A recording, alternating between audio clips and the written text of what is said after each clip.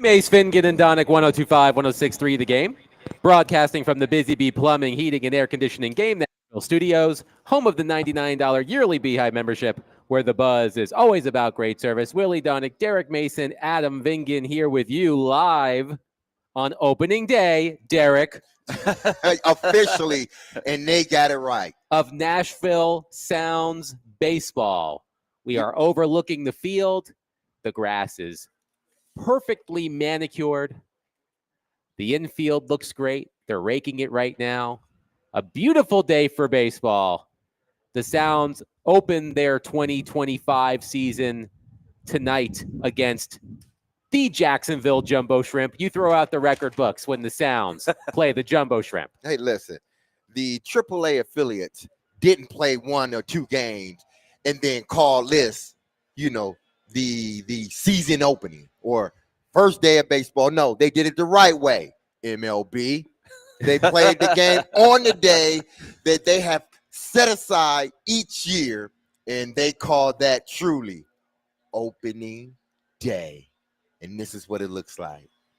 Gorgeous. Beautiful skyline. Beautiful day. Man, this is, oh my. Willie, we were just talking with the owner, right? Yeah, Frank Ward came over to say hello. And Adam was over there. And I was also there. Yeah, Adam was there, but you came in a little bit late. But you came in, we started talking because you were taking care of business. I was making sure that the show was going to get absolutely, on the air. Absolutely. So you were taking care of the real business. And Willie and I was just over there fraternizing and talking and schmoozing. That's what we were doing.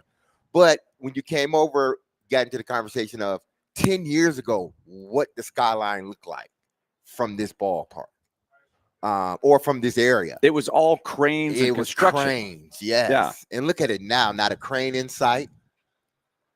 And all due to the might. And Lakers it's very scenic. It's very Lakers at 5. Oh man, but go ahead. So the Sounds take on Jacksonville tonight. Pre-game starts at 6:20 on 94.9 The Fan. First pitch is at 6:35 p.m. Coverage also available on the Game Nashville app and at theGameNashville.com. Sounds Baseball on 94.9 The Fan is presented by Twin Peaks and Family Leisure. So yesterday, gentlemen, we touched on something briefly at the end of the program in our final segment. We touched on the Titans announcing that they were switching to their quote-unquote Titans blue, light blue uniforms for all home games this coming season. And as I got in the car and headed home, of course, I had the dial tuned in to 1025 The Game and listened to Jared Stillman talk about this same thing. And what I love about our station is we all have different vibes. Yeah. Robbie different ages, different viewpoints. Robbie is different than Joe. Big Joe is different from Chase. We are all different in our own ways. And of course, Jared is on an island on his own. Yes. Yeah. So I'm listening to Jared, who, as we know, to put it lightly, is quick to outrage. I was listening to Jared talk about the Titans' decision to change the uniforms. And I thought to myself for a minute, should I be more outraged by this? Did I downplay? Did I undersell the change in uniforms? And lo and behold, on The Athletic today was a long feature story written by Brooks Kubina with the headline, How Oilers Throwback Uniforms Stoked the Embers of a Decades-Long NFL Relocation Fight. Now, I imagine that this article was written in conjunction with the decision. It's a really good article about the backstory between the Oilers and the city of Houston and the franchise now known as the Tennessee Titans. Mm-hmm. So even if you know all of this stuff, it's a great read. The article starts in part, quote, on Thursday morning, the Titans announced Titans Blue as their primary home jersey color starting in 2025. The move came nearly a year after the Houston Texans unveiled an alternate uniform combination that features a color the franchise coyly calls H-Town Blue. The Blues are nearly indistinguishable, and the battle over which NFL team owns the hue rages on. As the story notes, there's a lot of contempt in that color, Derek Mason. In each of the last 2 seasons, Titans owner Amy Adams Strunk raised eyebrows and stoked outrage by authorizing wearing of throwback Oilers uniforms against the Texans. the team embraced by the city that rebuked her father. And in Thursday's news release, the Titans revealed that they will not wear their Oiler throwbacks in 2025, but in making Titans blue its primary color, the team is quite literally marking its territory. A really good read on The Athletic. I agree. And I think this is because I never understood, truly, I never understood why the Houston Texans are in such, I'm not going to even say, is it the majority or a minority that is pushing, this, we want that color. We want that color back. Y'all had a chance to have the color. Now, I don't know what all went into him not choosing to be there, and I'm sure it was very contentious.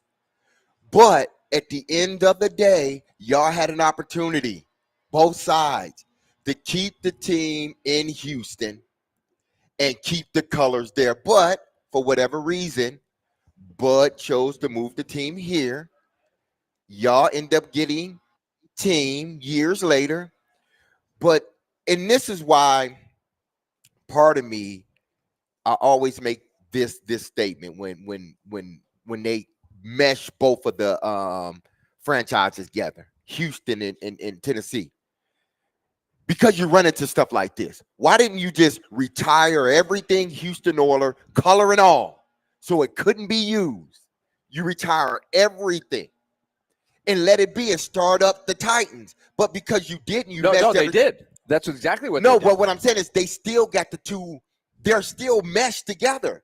Like guys from Houston come here, right? But that's part of the reason that Bud Adams did it. I was at the press conference when he announced he was changing the name, and this was a year before they actually settled on the name Titans. It was before the season even opened, or the stadium even. But this is Bud's thing. So why is the Houston Texans right? It's so up in arms? And because this is Bud's. Yes. Paul Tagliabue was at the press conference at Tennessee State. In I guess this would have been before the 98 season. So when you guys played at Vanderbilt, the last year before the stadium opened, he announced, we will have a new name. He didn't say what the name was going to be, and they had these goofy contests, guess the name, which, and the fans at the end of the day had no say in it. Like, I think Bud settled on Titans because it was the old AFL reference to the New York Titans. And there was a match with, just coincidentally, with the Parthenon, Athens of the South, all that stuff. So it worked. Okay. But at that press conference, Paul Tagliabue said he made this big fanfare. And it was really, from the Nashville perspective, nobody really cared about this pronouncement because everybody here wanted a new nickname. Nobody wanted to keep Oilers. Nobody. And this goes to your point. It's a much bigger deal in Houston than it is in Nashville. But Tagliabue said, the name Oilers, the entire franchise will be retired. And we're like, what does that mean? Okay, whatever, big deal. But it was a big deal to Bud Adams. He wanted to protect that logo, the oil derrick, and all of that stuff for him.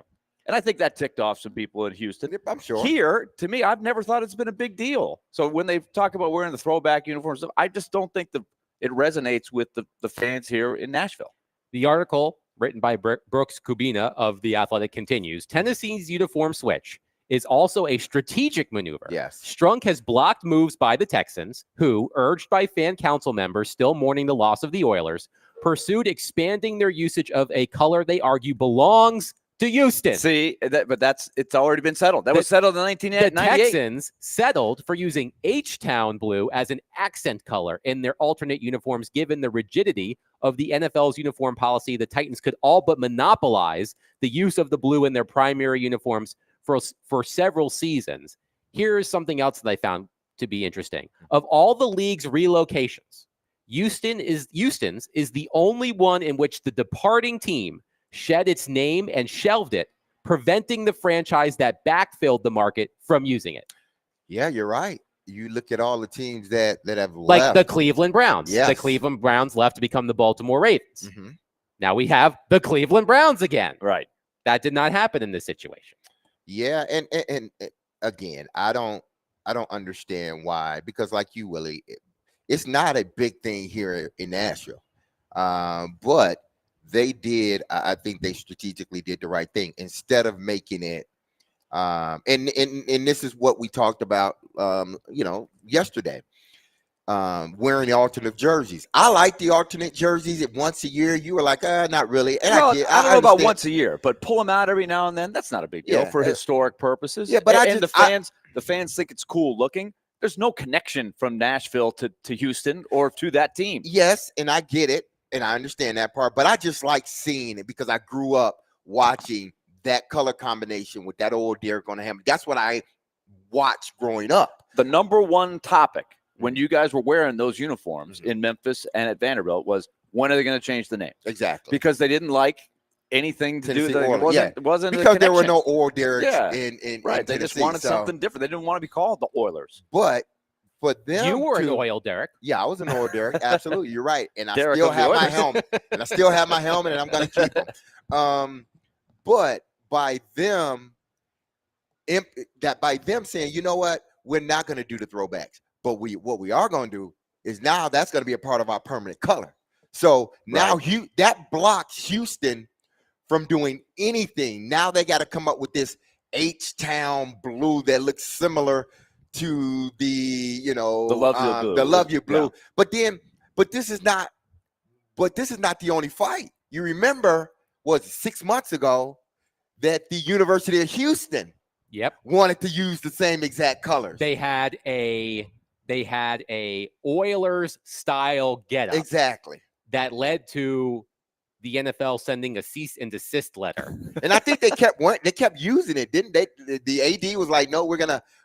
That is mentioned in this article. I'm looking for it. So I wonder, now. did they actually stay with the color combination? The University of Houston and Rice University allied with their hometown team by debuting Oilers-themed alternate uniforms in 2023, which earned UH a cease and desist letter from the NFL. In defiant solidarity, the university published a lengthy homage that laid claim to Houston Blue, a color it says is synonymous with the city, complete with new uniform sets. See, I'm not from Houston, so I don't know if that's like Adams. It's an Adams family versus Houston. The people in Nashville. This goes back to our discussion yesterday about one of the reasons why there is, I think, a lack of trust, a lack of connection in a lot of ways between the fan base and the team, despite the team being here for as long as it's been, is there has always been, from the top, a detachment between the Adams family and the city of Nashville. They have not embraced Nashville. They have not lived here. They haven't connected here. Their roots still to this day are in Houston. Yeah. Their perspective is Houston. And so I think that's been a disconnect for a long, long time. And look, we got the team. We've had great memories. We're going to get a new stadium, and it is what it is. But it is not the deep connection to the community that I think is ideal. As it also notes in the article, Amy Adams Strunk inherited her father's stubbornness. According to league sources, there was once a perception within the Texans organization that there were discussions for Houston to possibly regain the Oilers' history and intellectual property, but any pipe dream of the Titans ever relinquishing the Oilers' intellectual property and history to the Texans would likely elicit an expletive if expressed inside the Titans facility. Again, big deal to the Adams, I guess. Yes. I can just tell you my opinion. Me sitting here in Nashville, I don't care. I don't want to see the Oilers uniforms. I like the Titans uniforms. It's the Tennessee Titans. It's been over a generation now. Get over the stuff. If Houston wants to make a big deal out of it, fine. And if you want to do that privately, but don't come to me thinking, hey, let's rally the Titans fans against Houston because of the Love You Blue. No, I don't care. I don't think Titans fans care too much about it now. Again, because I played in those colors and I played in that. It's a cool uniform. I like that. I have an attachment to. I like seeing the Love You Blue. I like seeing it. So I'm glad they did incorporate it into the permanent that's fine. To the permanent jerseys. Yes. I'm glad they did. I'm wearing a Mets hat. The Mets original colors are orange and blue. They still have those colors. Why is it orange and blue? Because the Dodgers and the Giants left. So they have Dodger blue and they have Giants orange. That's why they. So it's the same thing, it's right? The same thing, you keep a connection for the fans who lost their teams back in the 1950s. Absolutely. 615-737-1025. Our phone and text lines are driven by WilsonCountyHyundai.com. Your thoughts on the Titans' decision to make Titan Blue their primary home color for their uniform this season, and the history between Houston and the Adams family and the city of Nashville. 615-737-1025. Again, we are out at First Horizon Park. Sounds opening day against the Jacksonville Jumbo Shrimp. First pitch is at 6:35. 615-737-1025. Willie Donick, Derek Mason, Adam Vingan, 1025-1063. The Game.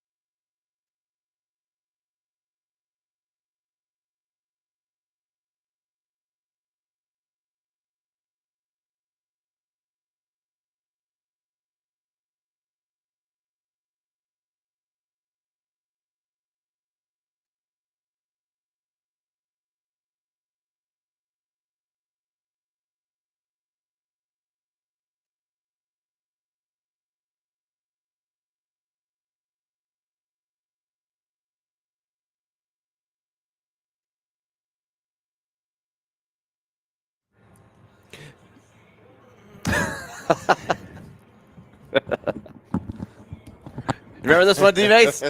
Echoing throughout Vanderbilt Stadium.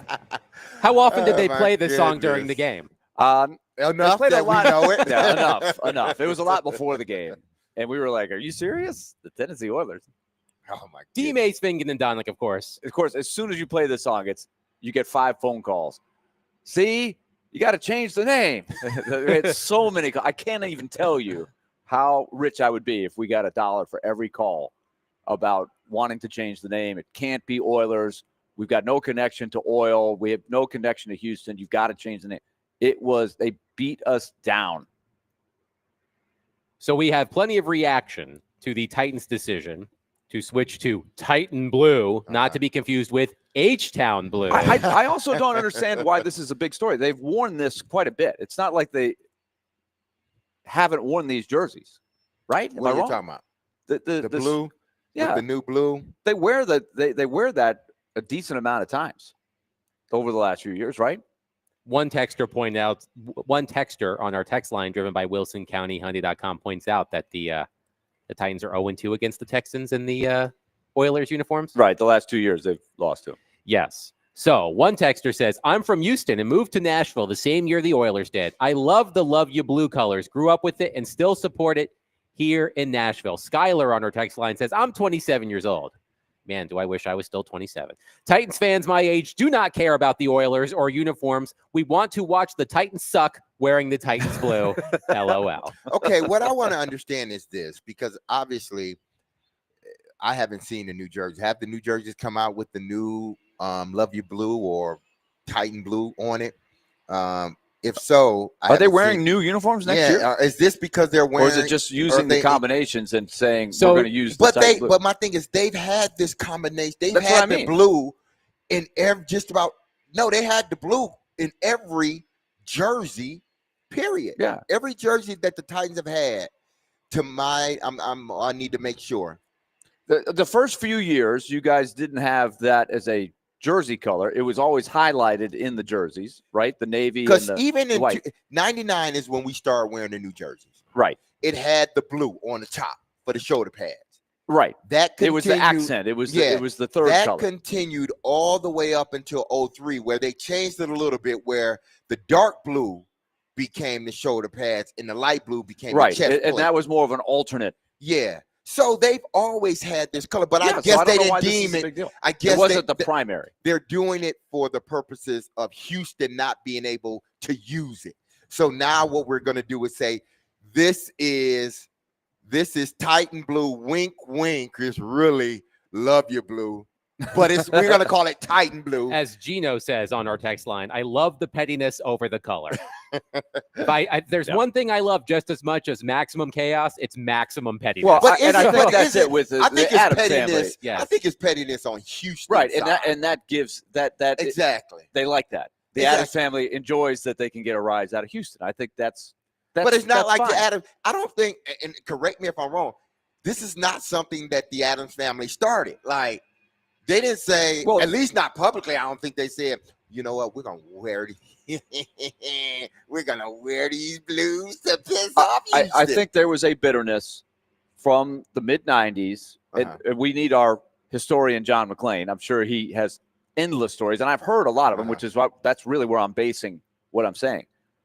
But in the Astrodome in the '90s, they were second fiddle to the Astros, right? They were not the main tenant, and they always had to sort of play off of, when can we get the building? Where can we have the seats and all those things? And the Astros had first dibs. So they always wanted a new stadium. And so his first preference was for Houston to build him a new stadium there. And when that didn't happen, he got sideways with the city people. And then there was this game that they canceled in the Astrodome because the turf wasn't the turf good, was bad. right? So they canceled the game, and that ticked everybody off. And that kept moving the snowball down the road, and it was picking up speed, picking up size, and then all of a sudden he's talking to Nashville, and Mayor Bredesen was like, "We'll build you a stadium. Hey, let's work on that." And it just kept going. And for a while, we were like, "Are they really going to? Is this real? Are we going to get the NFL? Are they really going to move from Houston? Surely Houston's just going to say, we'll build you a new stadium and be done with it." But it got so sideways between the Adams family and the city of Houston that worked to Nashville's advantage. And Bud Adams was like, all right, I'm out of here. But do you think my thing is, when it comes to the colors, I think they're, when the whole move happened, I think the assumption had to be, we're moving, we're taking everything, we're not leaving anything for Houston. Yeah. Whoever team they end up being, we're not leaving anything for you. Colors, nothing. We're taking it all. History, we're taking it all. So there had to be this assumption that, okay, it's theirs, we're going to start our own thing. But it's like they want, I don't know, they want that color. Why? I'm sure they want to be able to enjoy. I get it for their fans, their older fans, the Earl the Campbell, exactly. the Warren Moon, some of the great history that it's harder for them down in but Houston. But you can still wear it. And I'm pretty sure it would be accepted if you walk into a Houston Texans game with an Oilers jersey on. Nobody's going to say anything to you. Right. So, I mean, I think it's more so of, I don't even think it's everybody in the city of Houston. It's out of spite, too, because it's true on the other side. Like it's more difficult for the Texans. Yeah, it's more difficult for the Texans to celebrate Warren Moon or Earl Campbell. Mm-hmm. It'd be a lot easier to bring them to the stadium and have them wave. So they would love that. Do they want to celebrate them? But when you bring Earl Campbell or Warren Moon here, there's not the same connection. There's no connection for those fans. So are the Titans a Spite franchise, like the Spite store on Curb Your Enthusiasm? I think there's a little thread of that. There's a thread of that. So Latte, it's just not built next door. So, it's built, a few hours. So in this case, the Titans are Latte Larry's. Yes, and the Texans are Mocha Joe's. It's just a Spite franchise. The franchise was born out of spite. That's what this is. This is McDonald's and McDowell's. Yeah. We got the big arch. They got the big arches. Right, but that's where the Adams said, no, you can't have exactly the same colors, and you can't have the arches. Right, we're taking those, and you got to have your own colors. Is how that went. But I think it's just the owner and some politicians that are probably pushing this harder than what it needs to. The fans are probably like, we understand now. We got our own team, so we got some great players within our own, within our own franchise. Let's celebrate those guys. Mike on our text line, driven by WilsonCountyHyundai.com, says, I'm 42, and just like the 27-year-old, I also want to see the Titans suck in the Titans blue. We aren't the Oilers. That's our past. Keep it there, please. And listen, I don't blame anything, or I don't disagree with what he's saying, because I've always have been on record saying I think the two franchises need to be separate. Why? Because when these guys come here, nobody knows them. Now, back in 90, 99, 98, if you do that, they're still in a sort of an attachment to it. Because some of those guys end up coming Matthews, here. Yeah, some of those guys end up playing with the Titans. Bruce Matthews, Darrell Lewis, Chris Sanders, Eddie George, Steve McNair, guys like that. They were on that team. But now, let them have, not the Houston Texans, but I'm saying let that franchise be its own. Like, don't mesh the two. Don't merge the two, because it gets confusing when you bring them out in the fan. You're asking them to cheer for great guys, Hall of Fame guys. And outside of maybe Warren Moon, and if Earl Campbell comes back, everybody's like, well, who is that again? Well, I do find this interesting, and Willie, I think you can relate to this as well. When a team relocates and takes on the history from before the relocation, right? So the Arizona Coyotes, which no longer exist, they are now the Utah Hockey Club. Yes. When the Coyotes, the Utahns, when the Coyotes relocated from Winnipeg, because remember, there were the original Winnipeg Jets, right? And the Winnipeg Jets moved from Winnipeg to Arizona. And going to the arena in Glendale at the time, you would see like Teemu Selanne would have like a ring. They would have like a ring of honor. It'd be like Teemu Selanne. Teemu Selanne never played for the Arizona Coyotes. Right. He played for the original Winnipeg Jets. I just find, like, Dale Hawerchuk. Like, I always found it so weird. Because they still, quote, held the franchise records. Right. So somewhat, But I also just found it, like, I kind of like tell me if I'm wrong, but like I understand that the Titans want to honor the legacy of the Oilers, but I do find it to be a bit strange. Am I wrong in thinking that? Well, if you look at the team records, still officially, like Eddie George's numbers are, I believe, right in the media guide, still alongside Earl Campbell's and the rest of them. Yeah, Lorenzo Neal and all those guys that played for the Houston Oilers. So yeah, it's a little awkward no matter what you do. But this is another thing that's interesting from Houston. Look, I have no connection to Houston, but at the time, remember, we're all watching this unfold in Nashville. So when this deal is being struck, the last year, people remember Memphis, they remember Vanderbilt, but in '96, the last year of the Houston Oilers, everybody in Houston knew they were leaving. And this was before you were playing, right? Yeah. D-Mace, you weren't on that team. But Eddie George can tell you. Oh, yeah. I spent some time in training Houston. camp in Houston. But the last year in the Astrodome, the fans knew they were gone, so nobody went to the games. They were like, good riddance, get out of here. We watched an entire year of Oilers football going, this is going to be a team in Tennessee next year. It was still strange to wrap your head around, but nobody went to their games. And so Houston was like, get out of here. But now they want all that back. But at the time, they couldn't get Bud Adams out of there quick enough. And as soon as he left, they started the process of trying to get a new stadium and get a new owner and get a team back. And it worked because it wasn't very long before the Texans were born. 615. But now you want all that back. You want your cake and eat it too. That's not that deal's been already done. That's water under the bridge. 615-737-1025. We will continue to take your reaction to that. Also, Elliot Friedman, who normally joins us on Thursdays, will join us at noon today. But coming up next, we're expected to be joined by a Nashville Sounds guest. 615-737-1025. Continue to let us know about the Is Titans. it a mystery? It is a mystery. He's right here. Right there. It's a mystery. We're going to make it. We're going to make it a mystery. Make a presentation. We're making it a mystery. We're making it a mystery for the caller, for the listeners, and the callers. 615-737-1025. Willie Donick, Derek Mason, Adam Vingan, 1025, 1063. The Game.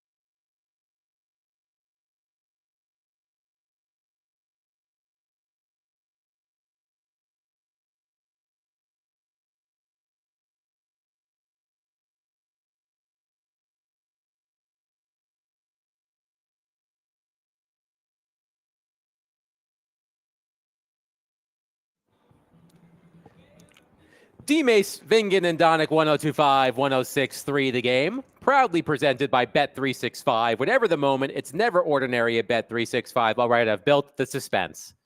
We are joined by Jeff Hem, voice of the Nashville Sounds, joining us here on D-Mace, Vingen, and Donick. Jeff, I want you to settle something for us that we were talking about yesterday. So yesterday in Major League Baseball, that was opening day, right? Yes. Not the games that happened overseas, like Derek thinks. I mean, I get what Derek is saying. Yeah. I mean, There's a Well, butt here we go. coming. There's a Here we butt go. coming. No, I don't We care just about pulled the off butt. the Band-Aid again. Oh, boy. I guess there's two ways to look at it. Uh-huh. If you're thinking of a particular team, for example, the Cubs played the Dodgers. The Cubs played the Diamondbacks last night. That was not Cubs opening day, but that was Diamondbacks opening day. So to me, it kind of depends on the team. The team's And first that's what I game said. is their opening day. Now, Major League Baseball opening day, I guess yesterday. Can we just say like domestic opening day?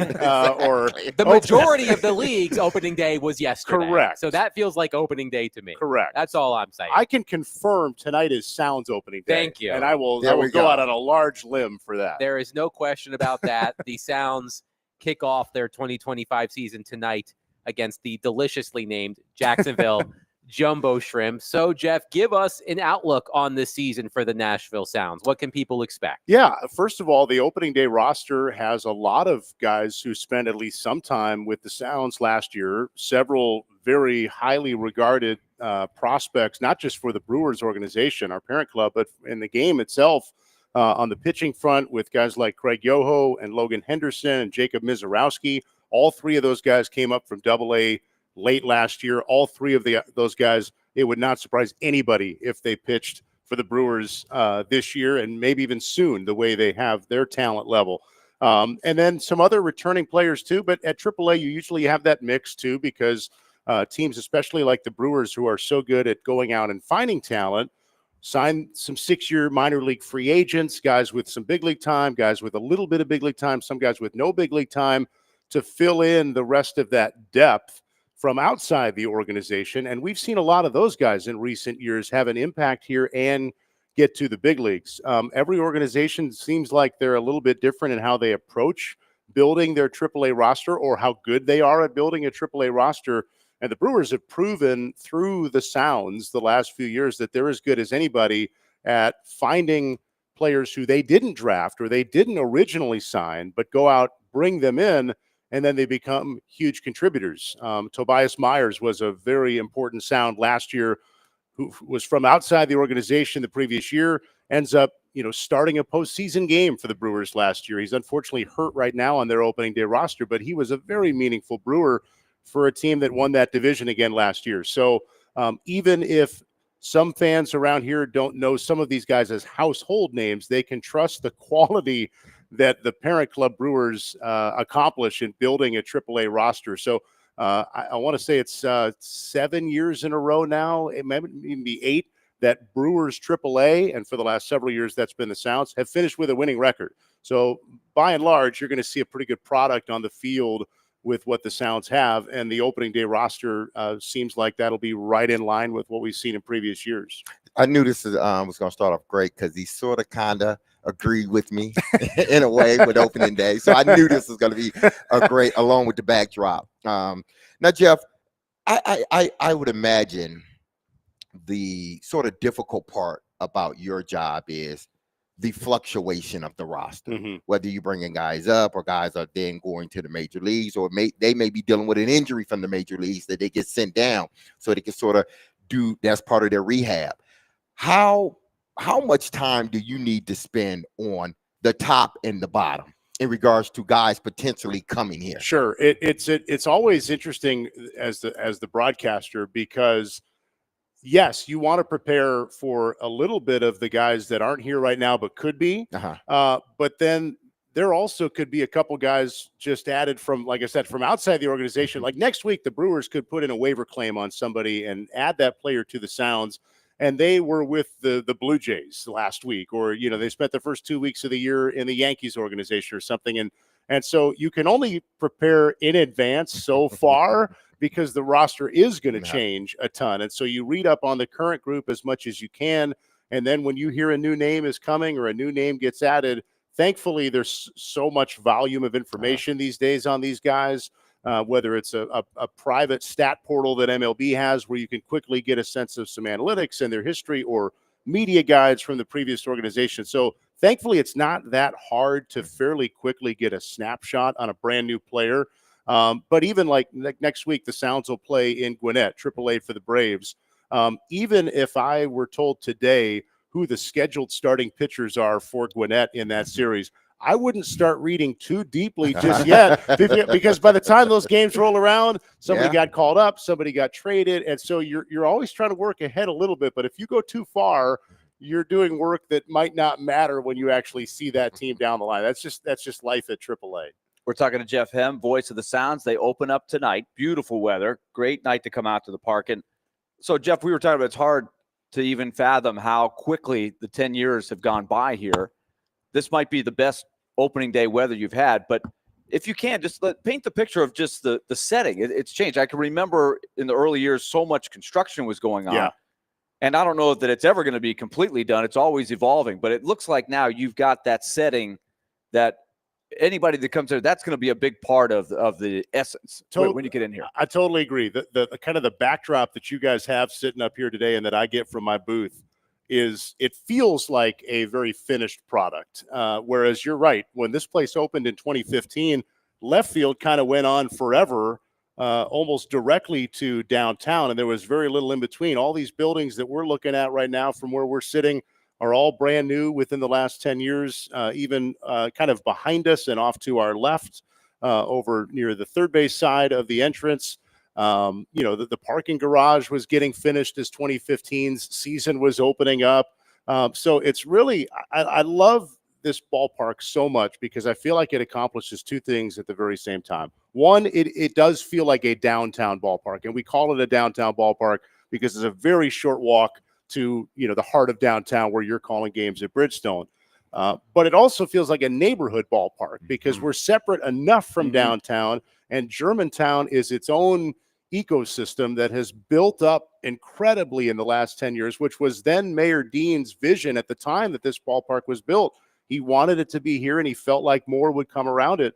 And man, has that ever come true. So you walk, you don't have to leave the area right around the ballpark to find good food, to find a place to live, to find areas to walk. You've got the Greenway. So it's its own neighborhood feel over here too, which I think is really special. And as more people keep moving here and literally can just walk out their door, go across the street and catch a ball game, that's great. That's great from a ticket selling standpoint, but it's also just great for building up the environment and the atmosphere around the ballpark. So I love that it's downtown and it's a neighborhood ballpark at the same time. It's more scenic every year. And all those living establishments, I guess they're condos, different things in left center.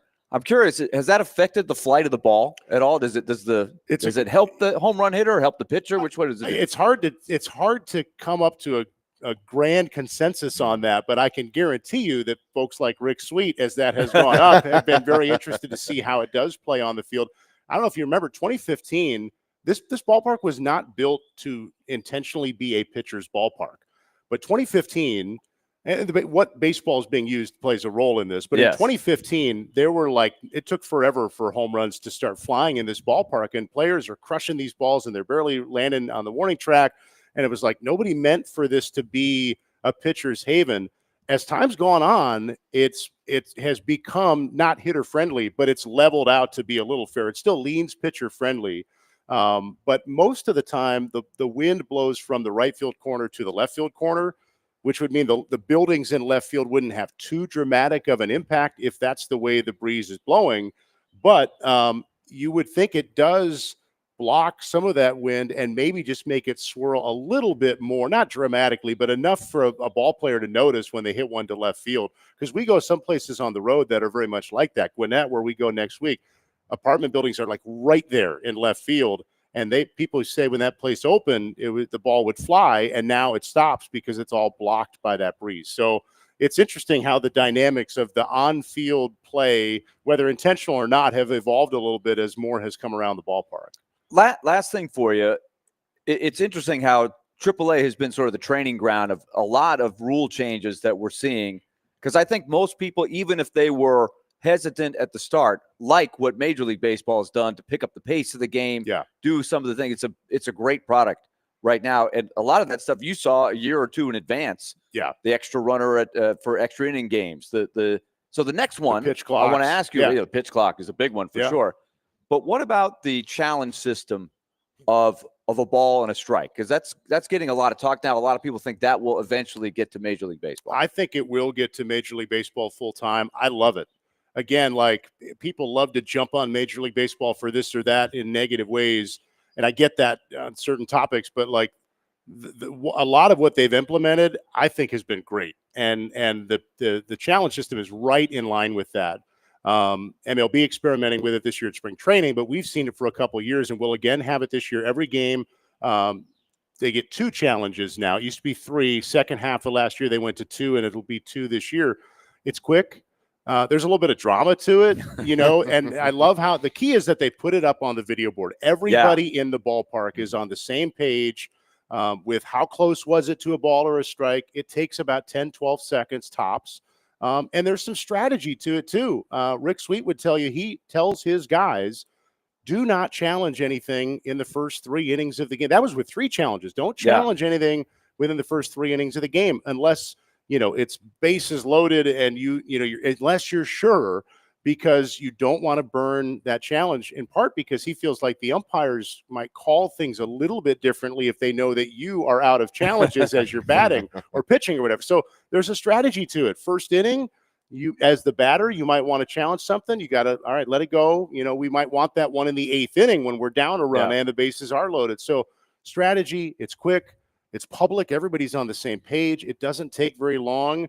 And at the end of the day, the umpires are really good at what they do. But like any of us, they're human. So there's recourse for the team if they feel like the umpire made a mistake. And a lot of times the umpire was right. Guys will challenge it and get it wrong. I want to say it was about 50-50 last year whether the player in challenging was right. So this is not showing that the umpires are making all these mistakes. A lot of times it's showing how good they are. So it's like the tennis match, right? When they put it up there, you look up and everybody starts clapping.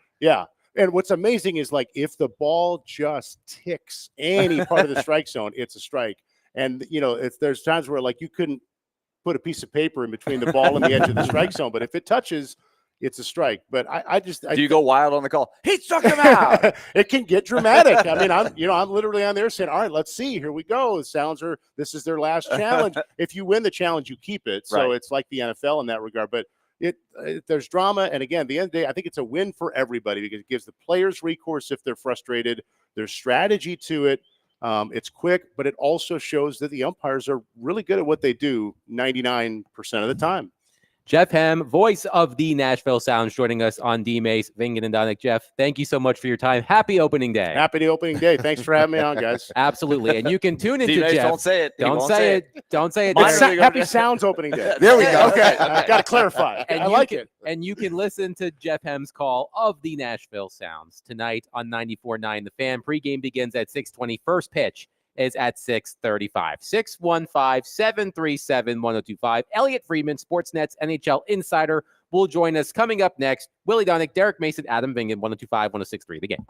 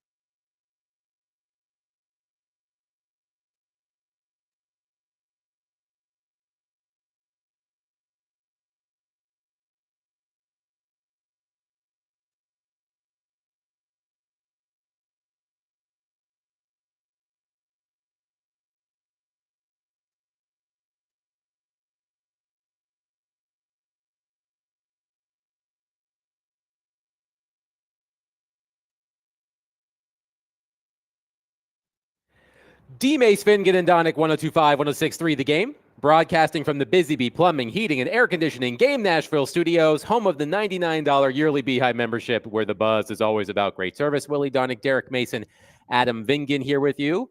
Joined on our phone line, driven by WilsonCountyHyundai.com, by Elliot Freeman, Sportsnet NHL insider. Elliot, yesterday, the Philadelphia Flyers fired John Tortorella. He's been around quite a bit, more than 1,600 games coached in the NHL. Here's a two-part question for you. The first, do you expect John Tortorella to keep coaching? And two, of the currently available veteran head coaches, who do you think is going to generate the most interest in the summertime for teams looking for a new bench boss? Okay, two good questions. Number one, Adam, I believe this year was the 25th anniversary of Tortorella getting hired. And when I saw that, I actually sent him a note congratulating him. And he said, I'm not done yet either. So now I will say this. I believe the plan was before recently that I think it hadn't been finalized, but there was certainly reason to wonder that this would be his last season coaching the Flyers. He might join the front office. I don't believe anything was finalized, but I think it had been discussed as a possible route. Obviously, that's not going to happen anymore. The one thing I do believe is that people who've worked with him before, they tell you, you hire him when you're in a really bad way and you need him to clean things up. He's excellent at that, one of the best. And there are some teams around this league that are a bit of a mess. And I can't say for sure he's going to coach, Adam, but I think teams are going to talk about him. I absolutely think his name is going to come up. So that's the answer to question A. Question B, I think a really hard one with all of this is, what is Joel Quenneville's future? Stan Bowman is back being a general manager. I believe Joel Quenneville would like to coach. And I think one of the biggest questions is going to be is, are teams willing to make that hire? And because I think if they are, he's probably at the top of the list. Elliot, last night the Predators were eliminated from playoff contention after losing in regulation to the St. Louis Blues. Your colleague, Pierre LeBrun, wrote at The Athletic today. He had a story about coaching storylines to keep an eye on. He wrote about Andrew Brunette that his expectation, or that the expectation, is that Brunette will be back behind the bench next season for the Predators. Is that your expectation as well? The only reason I would hesitate, look, I have no reason to believe differently. Let me just say that. I have no reason to believe differently at this time, Adam. But the one thing that we have seen the Predators do before is sit and think, right? And say, okay, let's sit down, think about where we are, think about where we're going, think about what our lineup is going to look like, and make our decisions. Like, the Predators are a team that hasn't always acted quickly. They've waited before, they've pondered, they've considered things, and then make a decision.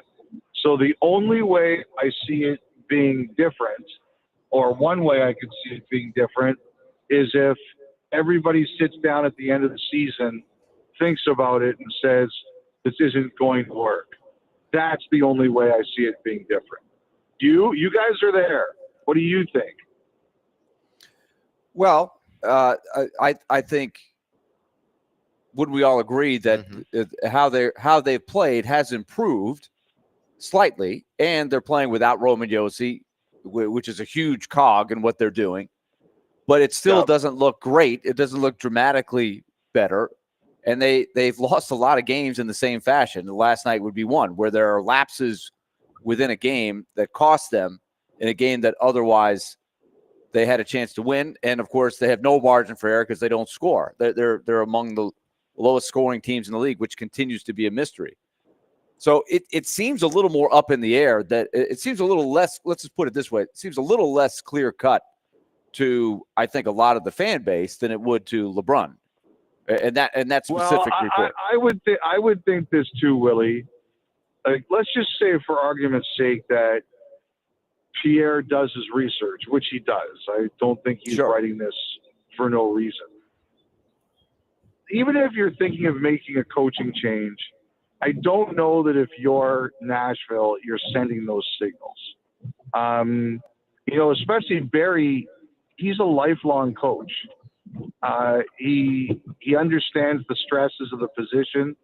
He thinks like a coach still in a lot of ways. I don't think he'd tip his hand while games are still being played too. I think that's fair. And I think that's probably the best thing that Andrew Brunette has going for him is that A, Barry Trotz picked him, and B, Barry Trotz remembers being a coach that benefited from the patience that David Poile and the organization showed in him in the early years. Yes. So yes, I agree with that. I agree with all that. I think it's interesting. I haven't seen Pierre's article yet. I was not an early riser today. I had a late flight home last night. I haven't seen Pierre's article yet, and I'll go through it. But it's not like Pierre to write that kind of stuff uninformed. I will say that. I will read to you, Elliot, the part that we're referencing. And it's a small snippet, right? It's a small snippet of a larger article. LeBron wrote, quote, Brunette has 2 more years left after this season, plus an option year. My understanding, LeBron's understanding of the situation with the Nashville Predators that is that if GM Barry Trotz had wanted to make a change, it would have already happened. He believes in Brunette and thinks the adversity this season will serve him well. The expectation is that Brunette will be back behind the bench next season. You see, I think all of that is correct, Adam. Like I said, though, like the one thing is, like Barry's talked about it on your station before, and I've heard this too, that before the deadline, he sat down with everyone and said, is everybody here still believe in this? Does everybody here still want to be here? And he was told yes, and no one got traded. Even O'Reilly, and teams did take their runs at O'Reilly. At the end of the day, they obviously hung on to him. However, I still think at the end of the season, when they do their year-end reviews and they do their exit meetings, I'm still curious to see what comes out of that, because you're not running it back the same way. You're making changes. You're doing things differently. Maybe you're playing differently. And one of the things I've gotten used to over the years, like Andrew Brunette won a President's Trophy in Florida, and they waited like a while after they got knocked out in the playoffs to announce that they were changing coaches. And I remember at the time I criticized that on our podcast, and Bill Zito, the GM of the Panthers, who I think is a really good GM, he took issue with that with me. He said that was not fair criticism. And I said, you have to make a decision quicker than that. And he said, no, I don't. My responsibility is to my team, and I had to make a thorough decision, and it was a hard one. It wasn't an easy one, but I thought it was the right one for the team. And I think about that kind of stuff a lot, guys, because like what happens if Trotz sits down at the end of the season and he has meetings and he learns some things, or people's minds have changed, or whatever happens, and they get to a position where they say, you know what, it's a couple weeks after the season, but this is not the same picture we have now.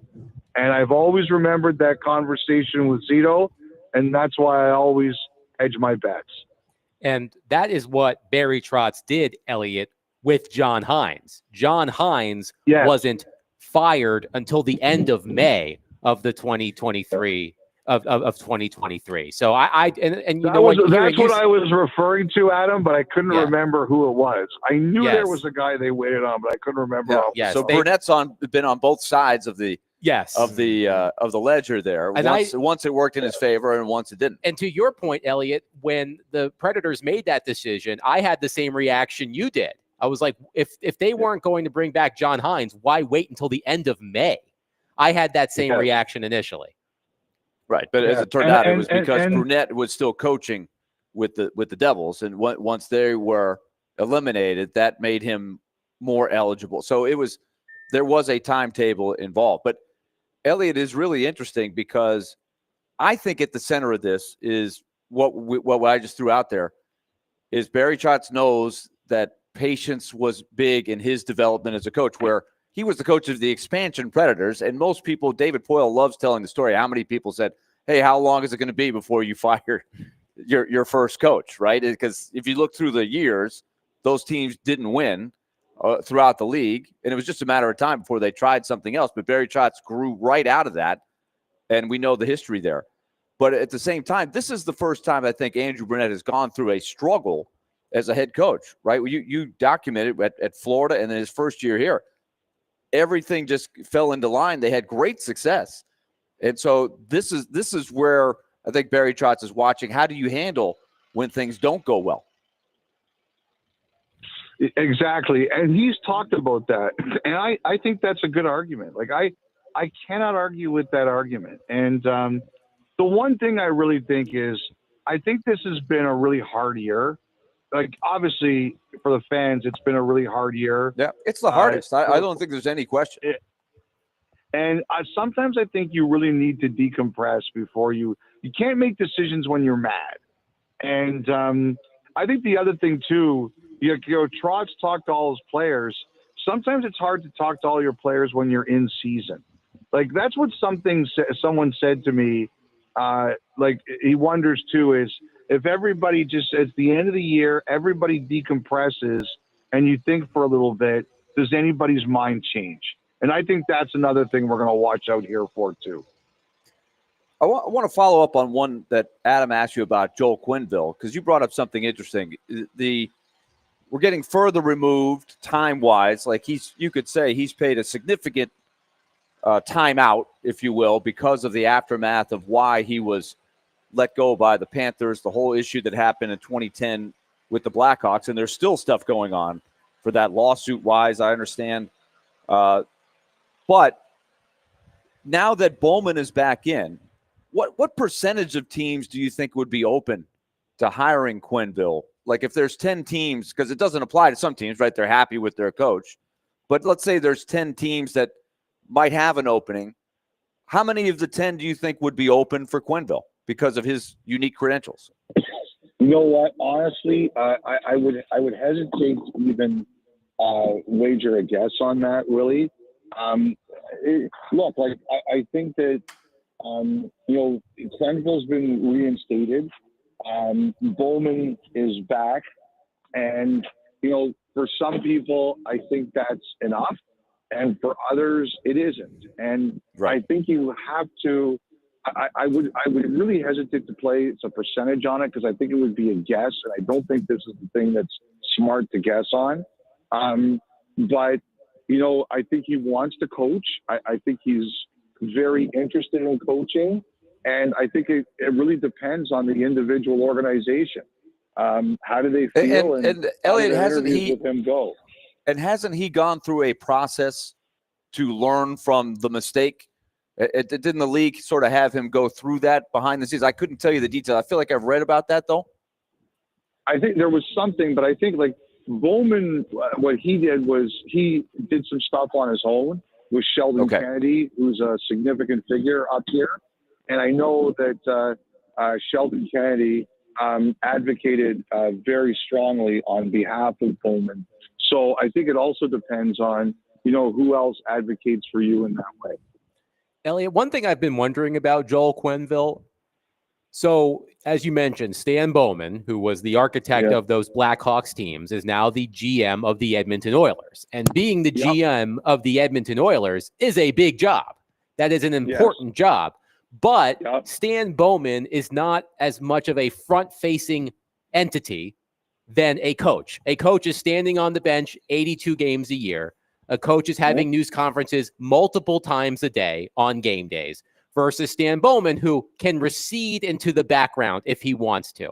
I'm just wondering if that element plays into it, because if a team hires Quenneville, He's going to be on the bench 82 games. He's going to be the camera's going to be on him every game. He's going to answer questions before games, after games, during practices. I'm wondering if that element plays into this decision as well. I think it's a great question, Adam, because yes, I think there's something to that. Like the one thing though is like whenever Bowman does media, and as Willie mentioned, there's another lawsuit coming up now, and we'll see how it all plays out. Like I'm not going to be weighing in on that all in the sense that I don't really know where that's going to go legally, but it's not like every time Bowman speaks, he gets asked about it. And so it doesn't come up all the time. I don't know if it would be any different for Quenneville. I mean, obviously, if a team hired him, he would have to answer those questions at the beginning, at the initial press conference. The team would obviously have to be very comfortable with what Quenneville's done and feel that he's learned what he needed to learn. I don't know.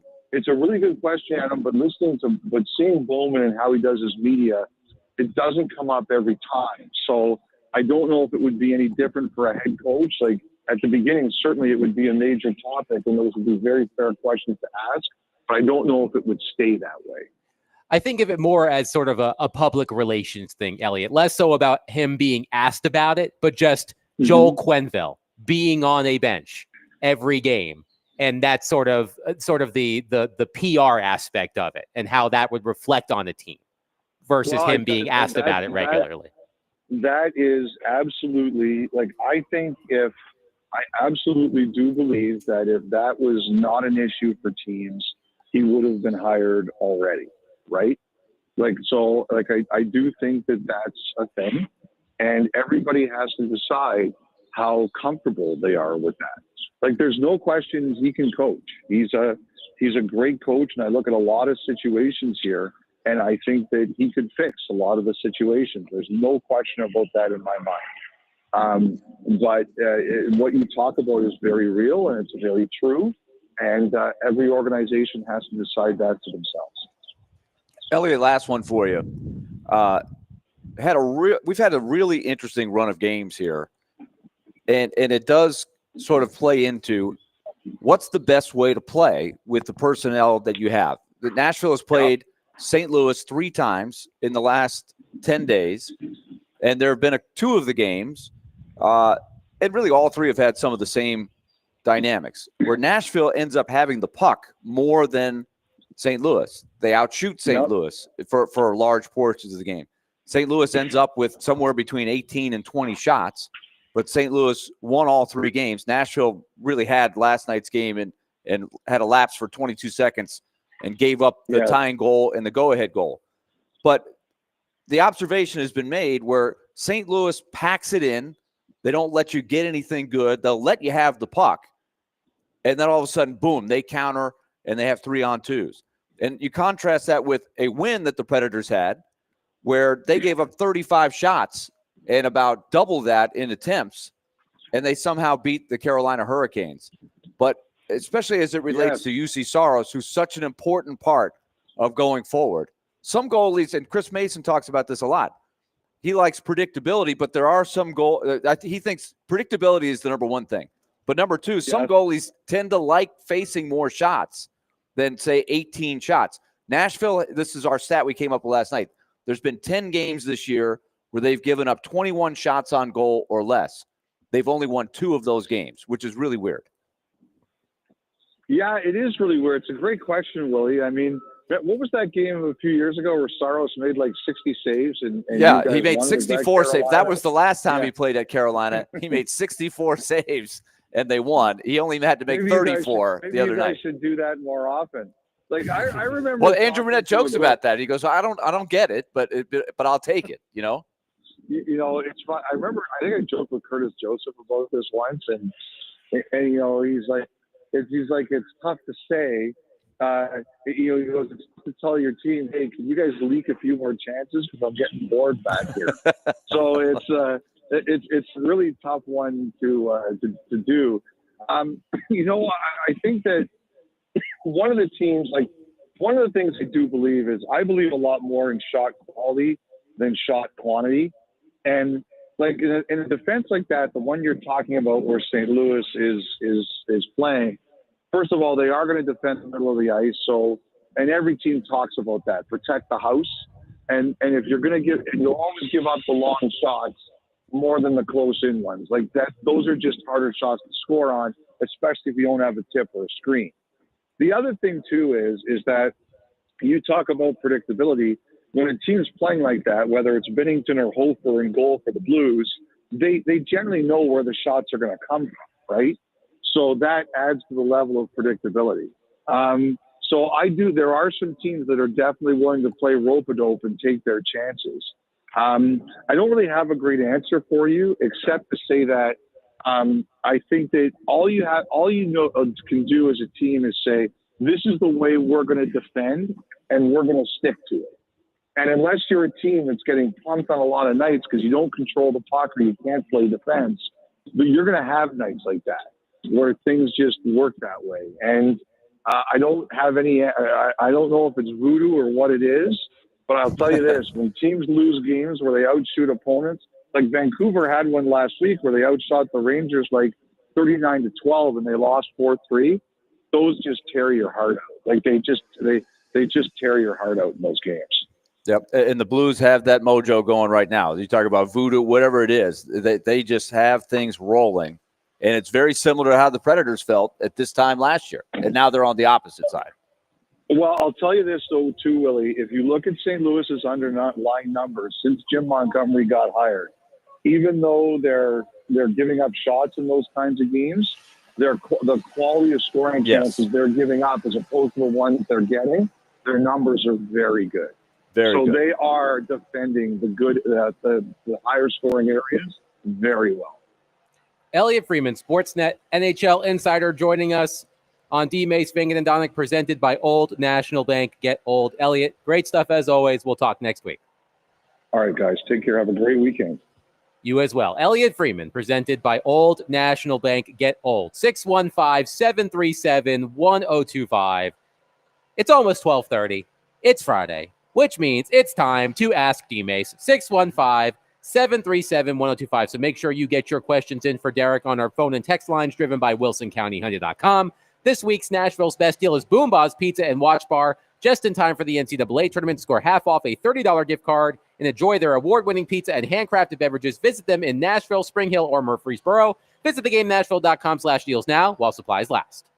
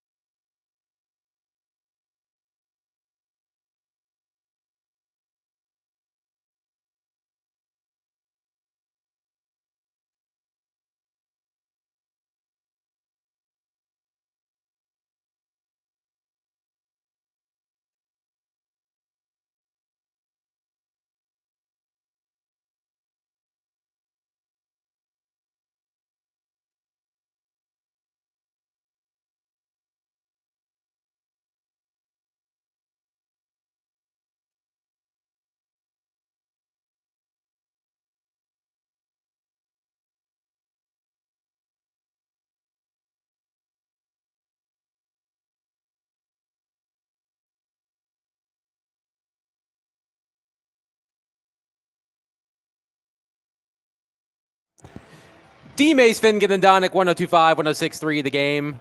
Presented by Bet365. Whatever the moment, it's never ordinary at Bet365. It's time to ask D-Mace. 615-737-1025. Call us, text us on our phone and text lines driven by WilsonCountyHyundai.com. Before we get there, Wes in Clarksville says that one day during the week we should have an Ask Willie segment. What would we ask Willie? I substituted once or twice over a summer for that when D-Mace was on vacation.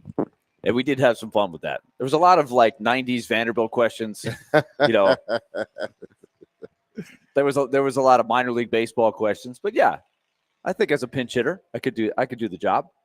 Jerry is on our once phone. a week. There's only so many times you can ask about my 1 3-pointer that I scored against Indiana. Hey, but that was the greatest one Bobby three-pointer Knight you had. yeah. The glory days. The glory days. Willie Yeah. over here like Uncle Rico. And Napoleon. You see that mountain right over there? I can throw it over this football over the mountains. Yes. And Uncle Rico, he's bad now on the White Lotus. He's Oh bad. man, is he ever? Okay, y'all can't tell it. I hadn't seen it Oh yet. man, it's Jerry is on our phone line driven by WilsonCountyHyundai.com. Jerry, thank you for calling. Please go ahead.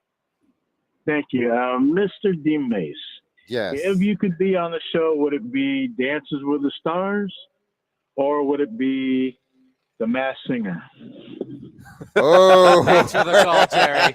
Dancing with the Stars. We are off to a good Or start. the Masked Singer. my goodness. Okay. Can I guess what you're gonna guess? What you're gonna say? I'm gonna say Masked Singer. Okay. Because you can, but you're also, you know how to groove during Yeah, the breaks. I see you got some- grooving. I got some grooving. Do your hips in me, lie, okay? D-Mace? Excuse me? Do your Hips hips don't lie? lie. Hips don't lie, man. My hips don't lie, man. They ain't like they used to be, but they still don't lie. Okay. Ironically enough, I have participated in Nashville's Dancing with the Stars. It was for a charity years and years ago. And I did well. Ultimately didn't win, but because it wasn't actually about dancing. It was more about how much money you were raising. So, but the person that won ended up doing a fabulous job as well. And who was dancing. that? Do you remember? I can't remember. I think it was the Bell's Bonds woman. What's her name? The Bales. Yeah, the she had. She Bales said, Bond woman. yeah, she used to have billboards on buses all the time. And really, I talk to y'all after this. And, yeah, but she had billboards on buses all the time. So, but it was for a great charity, and all of us did a Not sure wonderful where job. this is So. going. That she could dance. Yeah, she could dance. So, but I don't think her dancing was no better than anybody else's. There were she was just, but she could dance. Her hips didn't lie. Let's just say that my hips don't lie. Her hips didn't lie. But I would do the Masked Singer. That's what I thought you would do. I would do that one. Oh, really? Yeah, I would do that one because it's like I'm covered up, I'm singing, because people's fear is the crowd seeing them when they're singing. Right. Well, you're not seeing me. You don't even know who I am until afterwards. So I would do the Masked Singer. Yes. I haven't watched that show in a long time, but I'm always fascinated by the celebrities that they're able to dig out from the corners of the world that you have forgotten about. Yeah, they do that a lot. So, but I would do the Masked Singer. Thomas in Nashville says Grumpy's bail bonds. Was it Grumpy's bail bonds? Yes, it was. I think it Grumpy's was Bail Bonds. Grumpy's. I think it may have been Grumpy's Bail Bond. I need to look that up. Not to be confused with Chico's bail bonds from the Bad News Bears. No. For Walter my God. Matthau. Okay. No. All right. Okay. We're getting lots of texts about this. I'm going to read the most appropriate one. Okay. Okay. And I didn't want it to go this way. Believe me. Hair Metal Henry says Grumpy's bail bonds. Leah Hulan, very large chest. You can't miss her. Hey, listen. That was the most appropriate. I text just said, got. but she had the billboards on the buses. Okay. And when we pulled up, a bus was sitting outside the venue with her billboard on it. There she It was is. like I a tour found her. bus. It was like a tour bus. There So is she that like- her right there? Yep, absolutely. That's And she her. won. And she won. She ended up winning. She ended up raising the most money too. But Why 'cause is I he? think Why it is was he about- grumpy? Why is the guy I from don't Bail? know. Why is he grumpy? That's a good question. I don't know. Because they got to give you Would you money? not be grumpy if you had a bail bond? I mean, but he's the one dispensing them. He's not the one that needs to be bailed out. Yeah, you're right. But I guess it's if you're grumpy, come get your bills. Yeah. bond. If you're grumpy. Or you're bonded out. Yeah. Willie, same question for kicks and giggles. Would you rather do Masked Singer or Dancing with the Yeah, Stars? I got no shot in Dancing with the Stars. So I'm not a great singer, but I feel like by default, I'd have to try that. His hips wouldn't lie either. Yeah. I mean, I His got hips about would three lie. moves. I got about 3 moves, but after that, I have no shot after that. I always try to get my friend. I have a niece that's a really good dancer. I said, just give me 1 or 2 simple moves if I'm at a wedding, just so I don't look. Two-step, Willie. Just Yeah. You don't want two-step. to. You don't want to look like Everywhere a lane. you go. You don't want to look like a lane dancing. Right. Yeah. Just the avoid Just being two-step. that guy. Yeah. And don't Right. two-step. Don't get out of step, and don't two-step too fast. Just Yeah. two-step. I can do the basics. Yeah, I got there the you go. basics. All covered. right. Here's My wife and I, Aaron, we took 3 dance lessons, $15 to do our dance at the wedding. And it wasn't just like a slow dance. We did a little routine, simple stuff. That was a great investment of $15. But I would We dare still talk about I it. would dare to say that Aaron has more groove in her. Oh, than there's you. no question. Absolutely. There's no question. Here's another good question from Joey in Bellevue. Derek, if you count all of the guys on the radio for 1025, there Yes. are 8 hosts. If you were to meet on it says if you meet on a random court for a 4-on-4 basketball game, who would you have on your team? Willie definitely would have. Well, Willie Willie on my would be. team. Willie's That's the the ringer. obvious Willie's the ringer. Yes. I'm getting old, but I had Willie. I had Rex Road. So it'd be me, myself, Willie, Rex Road. The old timers over here. I Big Joe because he's gonna get us Space the eater. space eater. He's boxing you out. You ain't getting around You Big Joe. can't trust Rex Rhodes' knees at this point. But Rex Road, I I ain't got to trust him. Well- set up on the corner, set up on the corners, and hit the 3-pointer. That's all. That's all you need to do. can we have a 45 and up league? Is that or 40 and up? Like so what's this team would be Derek, Uh-huh. Willie, and the Joes Yep. versus me, Chase, Robbie, and Jared. Oh, we're Oh dominating. yeah, that's already It wouldn't be close. that's already a win. I for like them. our chances. It I like wouldn't our be chances. close. And I'd even give y'all a bench of Nick, both of the Knicks, Y'all, and David. We'll throw David in there. Y'all can have a bench. y'all would show up like in that scene in Along Came Polly where they're playing pickup. You all will show up in your rec specs and your Right. and your tube socks and your short shorts. And y'all would be laughing and then proceed to get throttled. Big Along Joe, Came Y'all gonna Polly, bring him by the way, back. We're Underrated usually gonna movie. bring him That's a back. pretty solid movie. Big Joe would be the one who takes his shirt off and he's all sweaty and Oh, rubbing up on man. everybody. Yeah. All right, so Willie, Derek, and the Joes versus Adam, Jared, Robbie, and Chase, And the Knicks and David. and the producers, basically. Yeah. Y'all can have them. We're still dominating. Just give us a couple of timeouts. Yeah. We'll be good. A couple, more like 20. Oh, man. 615-737-1025. If you have more questions for Derek, get them in. Call us, text us, 615-737-1025. Let me tell all of you out there to tune into Totally Hits 93.3 tomorrow as the Nashville Cats take on the Albany Firebirds. Pregame starts at 4:30 and kickoff is at 5 with coverage also available on the Totally Hits 93.3 app and at totallyhitsnashville.com.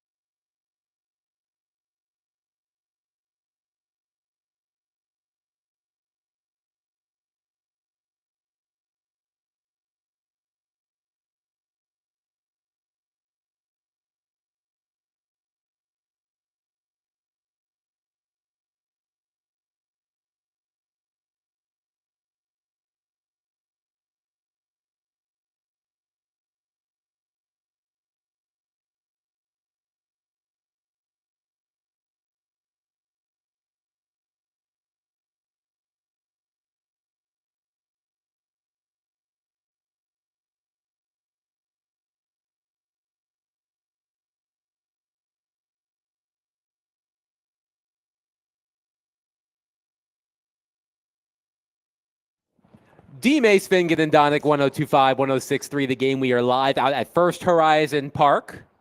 The Nashville Sounds open their 2025 season tonight against the Jacksonville Jumbo Shrimp. I just like saying Jacksonville Jumbo Shrimp. First pitch at 6:35. It's going to be a beautiful night. Before we went on the air, Willie, you mentioned this when you were talking with Jeff Hem, when we were talking with Jeff Hem, that I believe this is going to be the second opening day at First Horizon Park with no rain.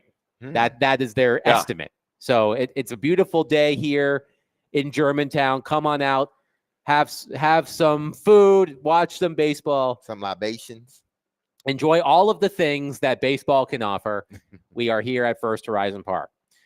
By the way, I just want to say this before we get back to the questions. I think that y'all are not giving my team enough credit. Me, Robbie, Jared, and Chase. I think we could hang with y'all for a little bit on the basketball court. Wow. Have you seen Chase play Flags on the bench? Is that part of your bench? Exactly. Y'all bring it. I mean, y'all would have made some bring in somebody like Rudy Kalis. They got an awesome jump shot. Like, at least he would get y'all some points. Rudy would get y'all some points, but Rex Road screams chucker to me. Rex Road. Don't underestimate Rex. Rex Road is going to take shots that should not be taken. He'll go 3 of 21. He 3 of 21 from the field. I think Rex Road would sabotage your team. No, because Rex is he got some of that green and white in him, so he ain't sabotaging anything. I think pulled muscles and injuries would be a factor for our team. That's why we have to be half court. We need a good trainer. Half court, man. Half court. And just to say, if y'all are winning, this is just the don't hypothetical underestimate of my all basketball hypotheticals. skills. Just to think, if y'all were winning a game, I think we already have built-in excuses like Willie can come up lane with a hamstring. I can say my knee started hurting. We got built-in excuses. Y'all young. All of y'all young. Jared is the one who you just put in to foul people. Like, I just need 5 fouls. Jared, you're in. 5 fouls. I digress. Are we shooting free throws after 5 fouls, or is it just no blood, no foul? No blood, no blood, no foul. Call your own what game. I tell you, I'm going to tell you this. Y'all will have no low post presence whatsoever. Hey, when I started playing basketball, Chase would get mauled. Big Joe. When I started playing basketball, Big Joe started throwing them lineman elbows at him. It'd be a wrap. Joe would be playing unfair. I was the low post presence on my teams growing up because I was tall. I was taller back then. Not that I've gotten shorter, but I had my growth spurt early. So I've got a wide array of post moves. I've got a wide array of post moves. Well, if Willie's guarding you, Willie's like 5 inches taller than you. You're not getting up your post move. You're not. I'll have to get Willie's Willie. not. I'll have to get Willie to bite on the pump fake. That's all I'm saying. What I know about older individuals that have played basketball at some level, especially the college level, when you put them on a court, they change for some reason. They may not be able to go the whole game, but man, them elbows start getting it going, and they turn into something else, So yeah, y'all may not score a point, man. Y'all may not score a point. All right. There's a lot of trash talk. We might need to make this. We might need to make this happen. We'll find a way to do this. So earlier we were talking about the Titans' decision to move to Titans blue in their uniforms. Bob in Mount Juliet mentioned this earlier in the program, and I want Derek to respond as you were talking about this situation. He says, Derek's opinion means nothing. Bud Adams owned the team, and it was personal to him that Houston not dare get it back. If that was your dad, would you 100% go against his wishes? I wouldn't. Bud Adams took the Oilers records and logos and colors with him out of spite, and you all know he'd never give that back. What did I ever say? He was not saying that was his. He take. Yeah. Please listen to me when I talk, please. I never said it belonged to Houston. Give it to Houston. I have said, listen, the two organizations as far as their records I said that should be retired. Like, it shouldn't be attached to the Tennessee Titans because it does confuse the Titan fan, especially the new Titan fan. So again, listen to me when I'm talking. I never once said that, this wasn't Buzz, or if I was the son, I wouldn't give up the color. I would do just what Miss Amy's doing right now. I would make it a part of my permanent color just to spite you, just so you won't get it, because it's my dad's. Just like my son would do with things that we inherit, that we pass down to them. Some things they're just not going to give up.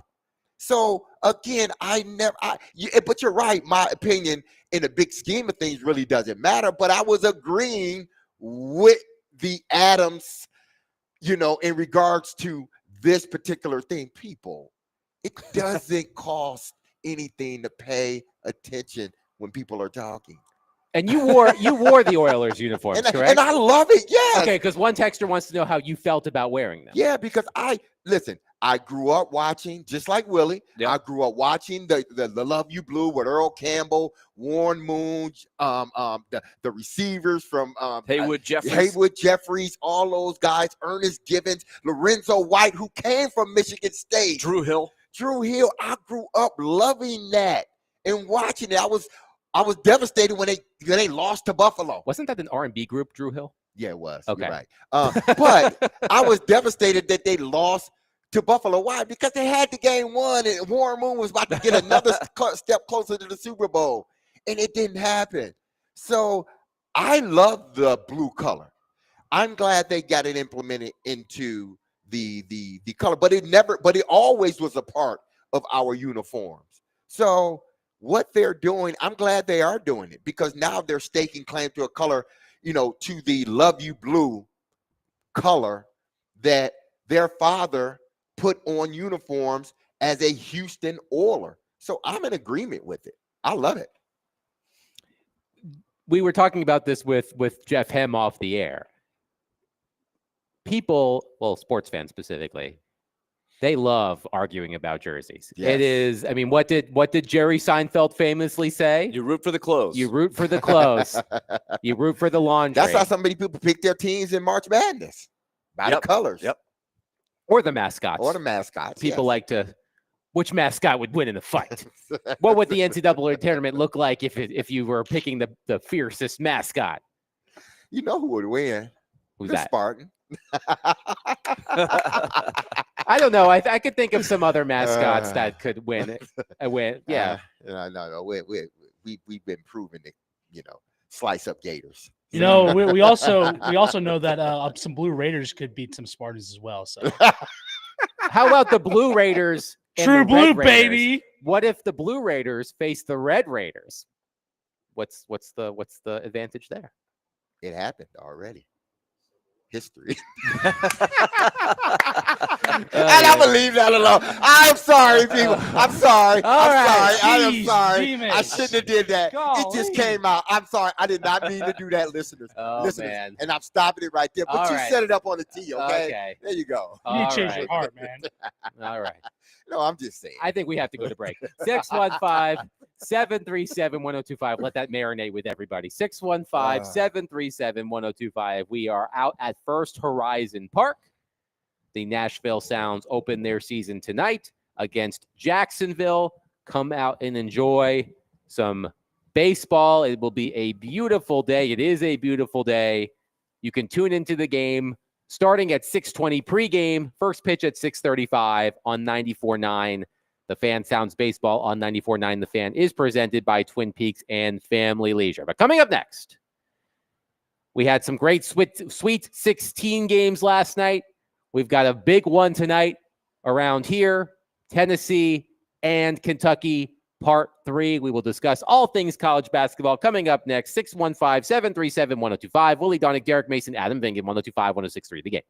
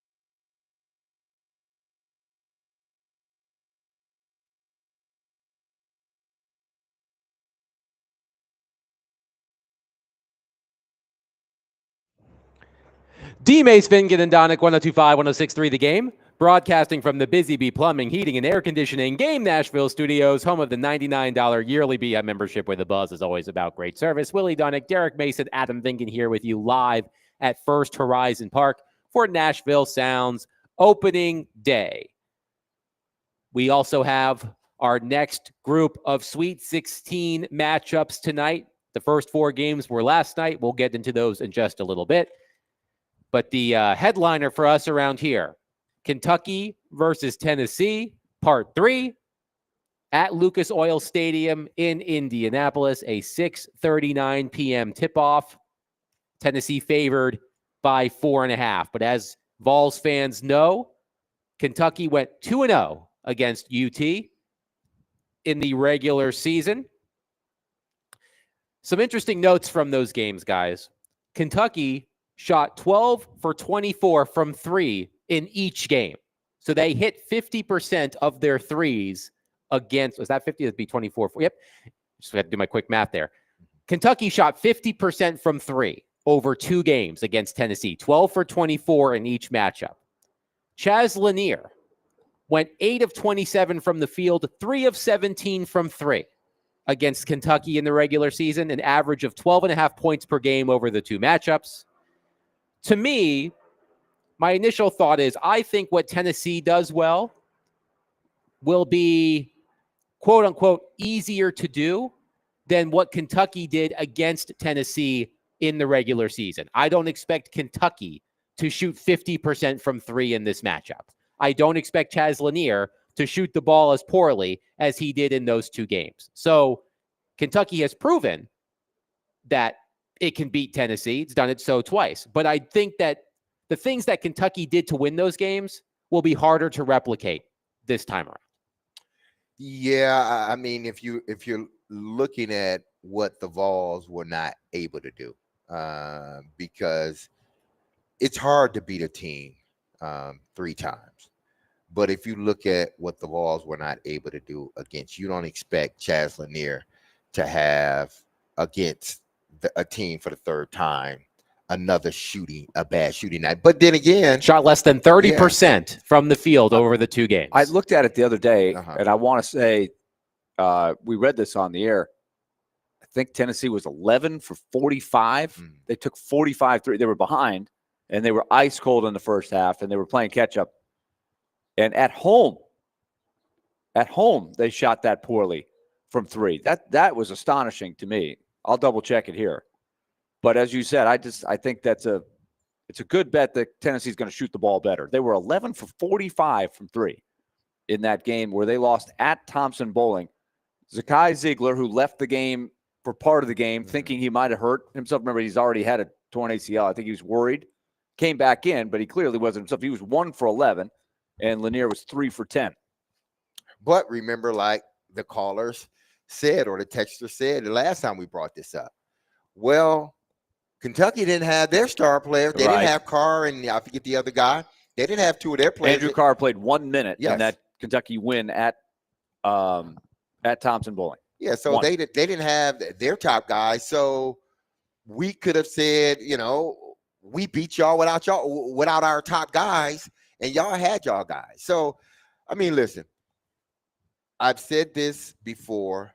I said it when the tournament started in regards to the Vols. Zakai Ziegler, we know, is the leader. He's proven it. But if this team is going to go far, Chaz Lanier has to be the linchpin in regards to them on the offensive side. The magic number for Lanier this season is 18. Yes. The Vols are 21-0 this season when Lanier scores at least 18 points. And he has to have a balanced game. It can't be 16 in the first half, because I've seen this where he's lighting it up the first half, and then the second half, for what, I don't know what it is, but for whatever reason, either he's not in the flow or the defense just picks up and they kind of go away from him in a sense. But whatever it is, these last 2 games against Kentucky, but then again, it could be styles make fights. Kentucky just has your number this year no matter what. But whatever is going to happen, with the Vols this season, the remainder of their season, however far they go in this tournament or don't, it will be because of Chaz Lanier and his ability to have balanced halves. If he's giving me 16, 17, 18, he's been known to give you over 20 and a half. If he's giving me between that 15 and 20 points, the next half, I need between 10 and 15 points. I need that in the second half of him. Why? Because it keeps him on attack mode, and it forces the defense to show a lot of attention toward him. And by that, now he's driving to the basket. And I think he needs to do that more. And we talked about that too, Willie. When your outside jumper is not falling for whatever reason, go to the hole. Because for a jump shooter, your next best weapon is going to the basket. Why? Because they're scared of that jumper. You drive to the basket. And more times than not, you're going to get fouled. And you end up having the team in foul trouble early in the second half. I continue to like Tennessee's chances in this game. I think the number one reason is I just don't see Tennessee shooting it that poorly. Yeah, that was my point for a as third well. time. And Kentucky does not have, at least statistically, a lights out defense. I think they're playing better defense than they were at times during the regular season. But I still think Tennessee can get enough offense. But I think the real thing that I see is Tennessee guards the three as well as anybody in college basketball. They can get out on the shooters. And Kentucky's got a lot of good shooters. They got a lot of guys who can knock them down. But I think Tennessee can really make it tough on those guys. But they have an elite defense. I think that will be the difference in the game tonight. I think Tennessee's defense, this is why we talk about it all the time, that's there every night. Mm-hmm. To beat Tennessee, you've got to hope that they're off, right? And that's what happened. Tennessee didn't shoot the ball well against Kentucky, and Kentucky exposed them twice.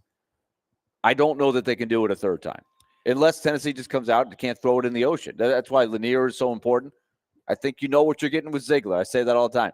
The X factors are Meshack, Milicic, and Gainey. Those three in particular. How are they shooting it? Are they contributing? So far in this tournament, they've played pretty well. And I was listening to Matt Jones from Kentucky Sports Radio yesterday on Jared's show.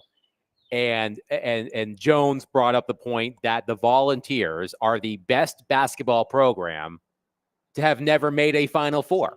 That is something that hangs over this program. According to the Louisville Courier-Journal, the Volunteers are in the middle of their 27th March Madness appearance. The only programs with more that haven't advanced to the Final Four are BYU, which lost last night to Alabama, and one hell of an offensive showcase from the Crimson Tide, which we will discuss. 25 threes. BYU was at 32. Now it's 33. Xavier at 30 and Missouri at 29. UT has played in 57 games in the Big Dance. That trails only Xavier 61 among schools without a Final Four banner. And of course, there's the Rick Barnes of it all, right? Mm-hmm. He's been to one Final Four when he was with Texas. He's never won the national title. I believe he is second. He is second in games coached in the tournament among active coaches who don't have a national title. Mark Few of Gonzaga is first on that list. So that's something that hangs over the Tennessee program. This is an excellent basketball team, an excellent defensive team. They have players who can score. Lanier's been great.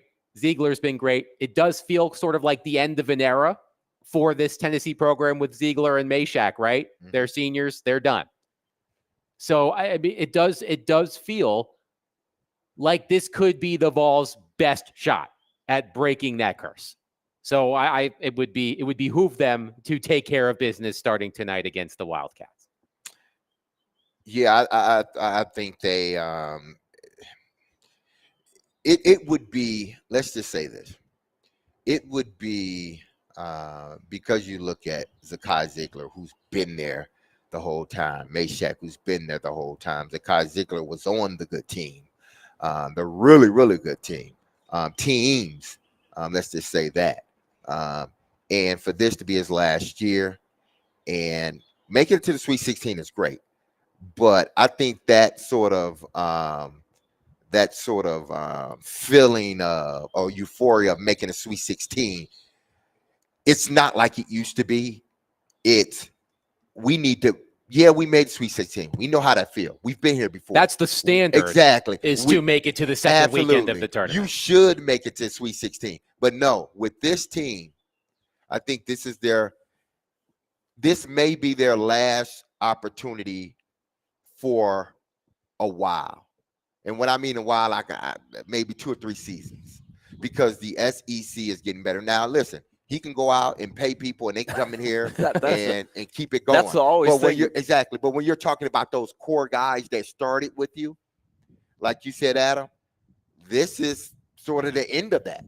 You know, the Mashaks, the Zieglers, guys that were here and that have been here, that have seen this program, that have went through the ups and downs, so to speak, that have been considered the best team and end up getting put out early. You've been there. Now you need to get to the Elite Eight. As a matter of fact, you need to get to the Final Four. It isn't that weird because if you look at last year's team, which I think was a little bit better than this team, you know, his best player was there for 1 year. Yeah. And then now he's got Lanier, who arguably, I would say Ziegler is their best all-around player. Lanier is so important scoring-wise. They've got him for 1 year. He's their number one who's scorer. going to be the guy next year? Does he have another guy lined up? I mean, probably Sure does. He does. You know, who's played somewhere for 2 or 3 years, who can come in and be a bulk scorer. He's going to need that. But that's what's weird about, hey, is this your best chance? Because you can't guarantee that when you change the faces, because most teams are in this position year to year. I don't know if you can guarantee you're going to be great every year. Especially now that the conference as a whole is becoming a better conference. So guys probably when they're transferring, they're like, well, I don't have to I can go here and still compete at a high level, you know? So I don't know, but so, it just seems like, you know, this is a prime opportunity. You got 4 senior starters, so like Gainey, Milicic, Lanier, Ziegler. None of those guys are coming back, right? No, those guys are, and Mashak. So there's 5. Yeah, 5 seniors. You want to at least you want to get to a point. I know for them is winning the national championship, and rightfully so. It should be that way for UT fans, exactly. But if you get put out in the Sweet 16, I mean, to me, honestly, it is just a wasted season. I do feel that Kentucky, and Matt Jones was talking about this as well. Normally, you could say the same thing about Kentucky, right? A Sweet 16 would be a major disappointment. Well, when you consider the fact that they've failed to get out of the first weekend many times in recent history, Mark Pope came in. I think he's exceeded expectations. Matt Jones, who knows the Kentucky program inside and out. Very compelling guy to talk Kentucky basketball Feels with. like the Wildcats are playing with house money in this game. I think, and that is a rare seat to be in. For Kentucky. For Kentucky, and it might be the only time that Mark Pope could be in this position in the Sweet 16. So that is a factor. I agree that Kentucky is probably going to relish the fact that the pressure's on Tennessee. Pressure's on Tennessee. Nobody thinks we can beat them a third time. You know, so let's go out and beat them a third time. But I don't even think it's because and I understand Matt Jones, he is entrenched. He is Kentucky. Yeah. When I think of Kentucky basketball, when outside of the players and the coaches, I think Matt Jones. So he's so entrenched. So I'm not sort of disputing what he says in regards to. I'm just talking about from a different view, a holistic view of a team being in this position. Thank you. Being in this position. You may not ever be in this position again. So any opportunity you have as a head coach in the team, because this team may not be the same next year. So no, you're not playing. I get it. I get it, playing with house money. So it's like the pressure shouldn't be on. The pressure is still on those guys. They go to Kentucky. They invented basketball. I've heard that. If you ask the Kentucky fans, I've heard that before. They invented basketball. So what makes, from a holistic step, what makes you think that they're in the sense that, okay, they can go in here and if they lose, they lose. I get it. It's first year coach and the team got, new players and all. I get it. But that's like saying going to Alabama and say, oh, we're just playing. No, they mad at the guy now. He better get it right. Okay, so when you go to these universities and in these programs that have been so rich, whether it be football, basketball, baseball, whatever, you go in there and you get in. You don't say we're playing with house money. I'm looking at it as a whole. You can't say I'm just playing with house money. Why? Because you're at the university that don't play with house money. I do wonder, Willie, what the crowd is going to be like. The game is in Indianapolis. I'm wondering what the makeup of the crowd will be from a Vols and Wildcats fan standpoint. The other teams playing in Indianapolis, in the nightcap, Purdue, of course, in Indiana, and Houston. So I'm curious what the crowd makeup will be like from a Vols and Wildcats standpoint. It's a great question. Now, remember, it's a stadium. Yes. So there's a lot of seats. Yes, there are. The more seats, the more Kentucky fans. Yes. Because Kentucky has endless fans. They've got more fans than there are seats. There will be Kentucky fans that go there and will say, I'm going to try to get into the game. And if I don't, that's okay. I'll try. Like, they still are going to try to get in there. Other people have more fans that, hey, if I can't get a ticket, I'm just going to sit back at home and watch.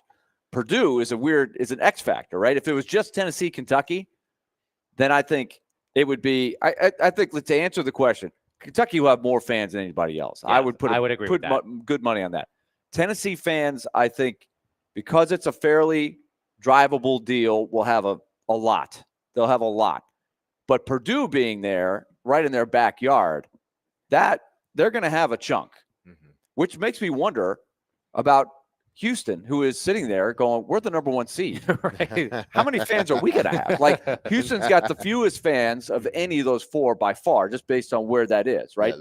Yeah. So what is that going to be like? And that's why the Purdue-Houston matchup will be interesting, because I think if Purdue's playing well, number one, they're going to have their own fans in there. But what else is going to happen?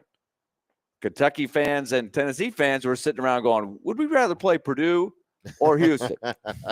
They want the number one team going down, right? So they're going to probably jump on the Purdue bandwagon, I would think. 615-737-1025. Tennessee and Kentucky, part 3 tonight, a 6:39 p.m. tip-off at Lucas Oil Stadium in Indianapolis. Coming up next, we'll look back at the action from last night, an historic performance from one SEC team in particular. We'll get to that next. 615-737-1025. Willie Donick, Derek Mason, Adam Vingan, 1025-1063. The Game.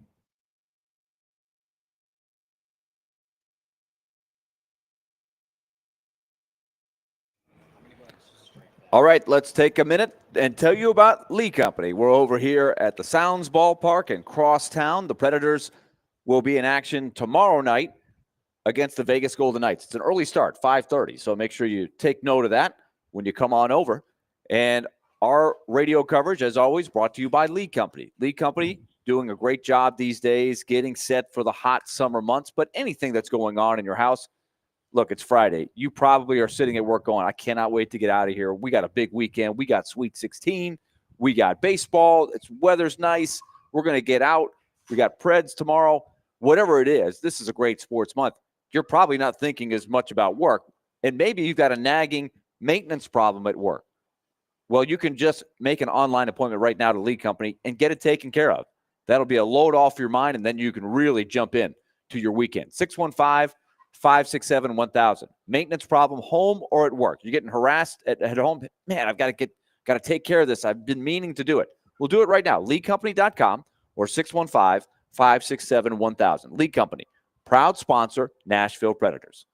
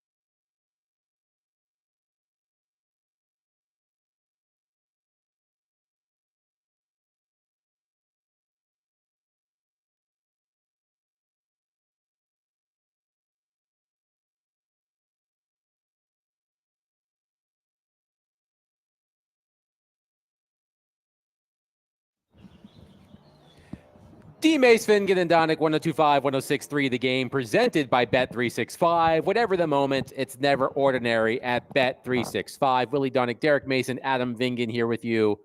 We looked ahead. Now let's look back at the Sweet 16 action last night. I want to focus on two games in particular. Let's start with Alabama going off on BYU, winning 113-88.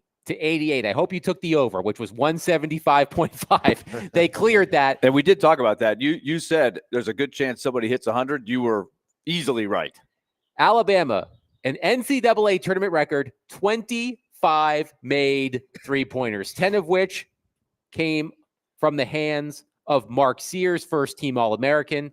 He fell just short of tying the record for most three-pointers made by a player in an NCAA tournament game. That record was 11 by Loyola Marymount's Jeff Fryer in 1990. Well, I thought that was interesting. That was the record for the team before. And for those that haven't seen or can't remember that team, that was one of the most unique college teams ever. That was right after Hank Gathers. And Bo Kimball. Bo Kimball. So they were already just But I think that was that team. Was he on that team? I was trying to remember if he might have been on the Bo Kimball, because Bo stayed another year after Hank Gathers, didn't he? Hank Gathers, famously, for people who don't know, he passed away. I think that was the end of that season. 1990, you said? 1990.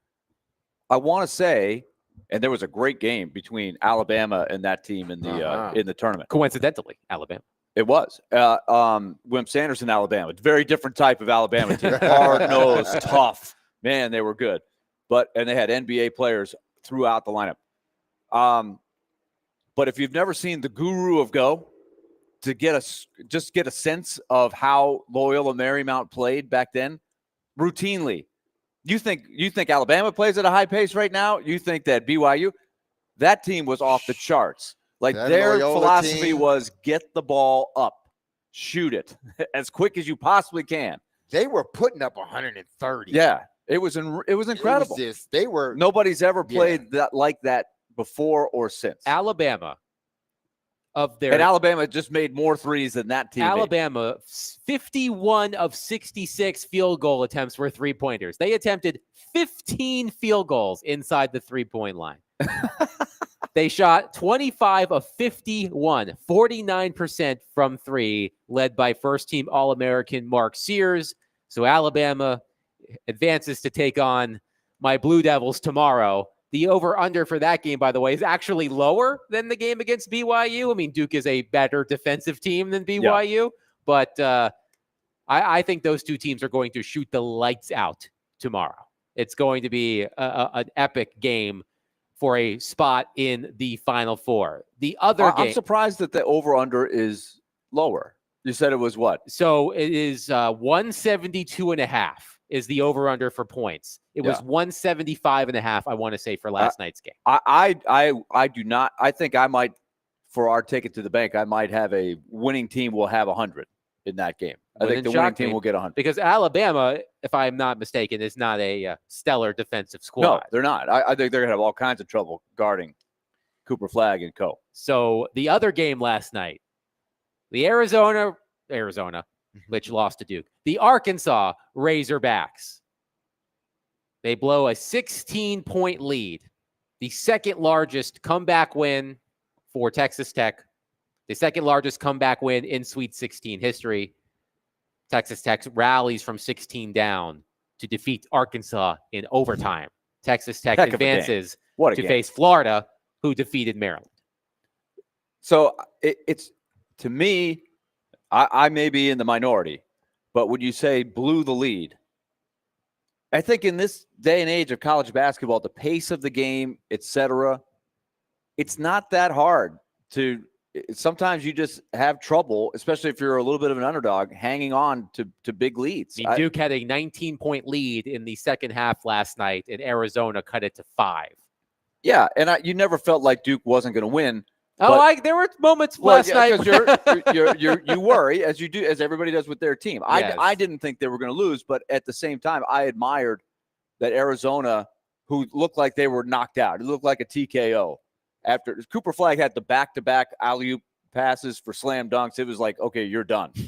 But Arizona kept fighting back. They kept making shots. They made it a game. They made them work all the way to the finish line.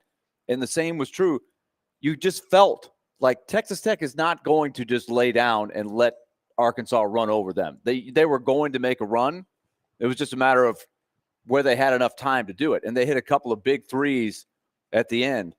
That was a classic there. I don't know how many people stayed up and watched that, but it was the classic. Okay, big shot on this end, big shot on that end. Who's got the ball last? And Texas Tech hit a couple of huge shots late in the overtime. Of course, they hit the big three to tie it at the end of regulation, where the guy was 1 for 9 from 3. He launches one at the buzzer at regulation and nails it. Well, it wasn't the buzzer, but he Close enough. He ties it late. Shoot or shoot to go 2 for 10 from 3. Hey, shoot or shoot. That's what they do. But it reminds me of what we saw. I think the week prior with UConn and Florida. Yep. The back and forth, two basically Goliaths going at it. And then ultimately the better team end up pulling away. I think you saw that last night. That happened with Florida last night as well. Yeah. Florida and Maryland were back and forth in the first half, but Florida gradually built that lead over the course of the second half. And I think in this game with Arizona, they just it's one thing to shoot. I think Duke shot like 50-something% from 3-point. But you look at Arizona, they shot 48% for 3-point. But then, okay, what is the deciding factor? Well, Duke shot 60% just from the 2-point line. And I think Arizona shot no. I got that backwards. Arizona shot 48% and Duke shot 60%.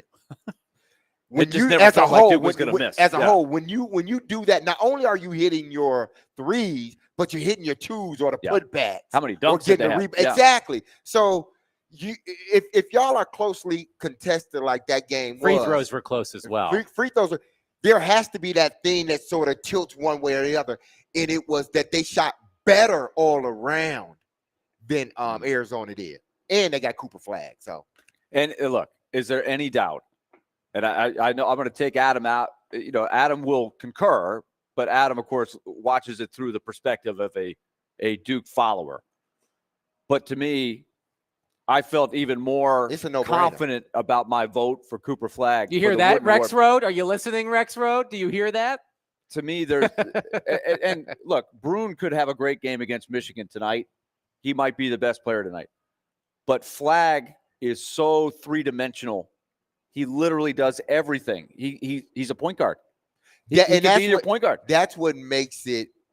That's what sort of separates he and Brune, because Brune from the inside, you can kind of make that very difficult for him because he's not touching the ball all the time. Right. He's not a creator. Exactly. He's Flag not a is penetrator. bringing the ball up. He's creating for himself and he's creating for others. Yes. He's a Big tremendous passer. He's a hell of a player. He's a legit three-point shooter. Brune can hit a three. Yeah. But Brune is more of a standstill. If you leave me open, I'll keep you honest. Flag can get a three anytime he wants. He's a point guard who can bring the ball up against pressure. He's just 6'8". He's also just 18 years old. Yeah. That's scary. Right. That is scary. He turned 18 during the season. He was 17 when the season started. Is Knepel, is he a freshman? Knipple is also a freshman. Knipple and Malawach, the 7-footer who is on the receiving end of the alley-oops. He's a impressive for that many young players to be that good in a game where we know how in the last few years older players have gained a big advantage. Just teams have won a lot of games with older players, like Tennessee. I do also want to point out that Joe Rexrode picked Arizona to go to the Final Four, so that's another X on the column for you, Rexrode. I do want to ask Derek Mason about one thing. Yes. Tonight, his Michigan State Spartans take on Ole Miss. There is the potential of a Michigan State versus Michigan Elite Eight matchup with the opportunity at the Final Four if Michigan can knock off Auburn tonight in Atlanta. That ain't gonna happen. Derek, how would it feel for you? Because we're not going to talk to you before this game could possibly happen. You're absolutely How would it right. feel for you if Michigan State played Michigan in the Elite Eight? We gonna whoop that. Watch yourself. We're live. We gonna whip that Michigan. But David, no. David is reaching for the buttons. I'm not gonna say it. No, but I think, but again, that goes back to, even though I think, listen, Michigan has a good team. They're big. The big fella, they got some bigs in the middle, but they play good. They play good basketball all around. I just don't think when it comes down to it, they can match Michigan State. Go for go, guy for guy. I don't think they can. They definitely can't match them coach for coach because Izzo is the greatest coach in college basketball. So I hope we do get that matchup just for. I think it's good for college basketball in a sense because you got two programs, and I'm not saying that but Auburn's not the college basketball program that Michigan or Michigan State has been.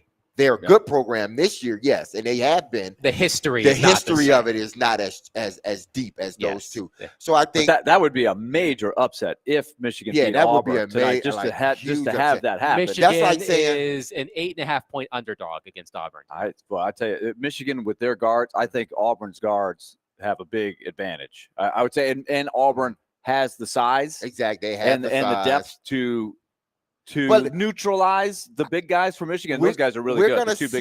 We're gonna see how Broome goes up against Michigan's big guy because he's not just tall, but he's big and he can move. Is he the one that proposed to his girlfriend Yes, after they lost the is game? that the Russian kid? Yes. Yeah. So he can move.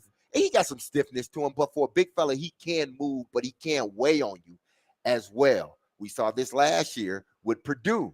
They end up losing with the big fella 2 years in a row. So it can be done, but it'd be interesting because I don't think Broome has faced a guy like what he's going to face, the Michigan guy. I don't think he's faced a guy like that all season. Not necessarily his Vladislav ability, Golden. Yeah. Yes. Not necessarily 7'1", his ability to play the game, but the 7'1", 250. He's got some heft to him. And he can hit a three. Like he had, and same thing with Wolf, the other 7-footer. Mm-hmm. He can hit three. So it's an intriguing matchup. But I think Auburn's got enough. But they ain't got dog in them. They ain't got dog in them. Michigan don't have dog in them. That's why they lose to Michigan State each time. And Auburn has dog in them. So Auburn will win. Yeah, I agree. Michigan State, by the way, a 3.5-point favorite against Ole Miss. Tennessee. Ole Miss is playing well. Michigan got a bunch of puppies running around. You like State against Ole They ain't Miss? got no Bulldogs. Yeah, I like State against Ole Miss. I do. I think when you talk about the physical brand, I think the Spartans can play that brand of basketball. They can play the inside, with their big fellas, outside their three guards. But the problem is that if they're not hitting from the outside, I've watched and seen the Spartans.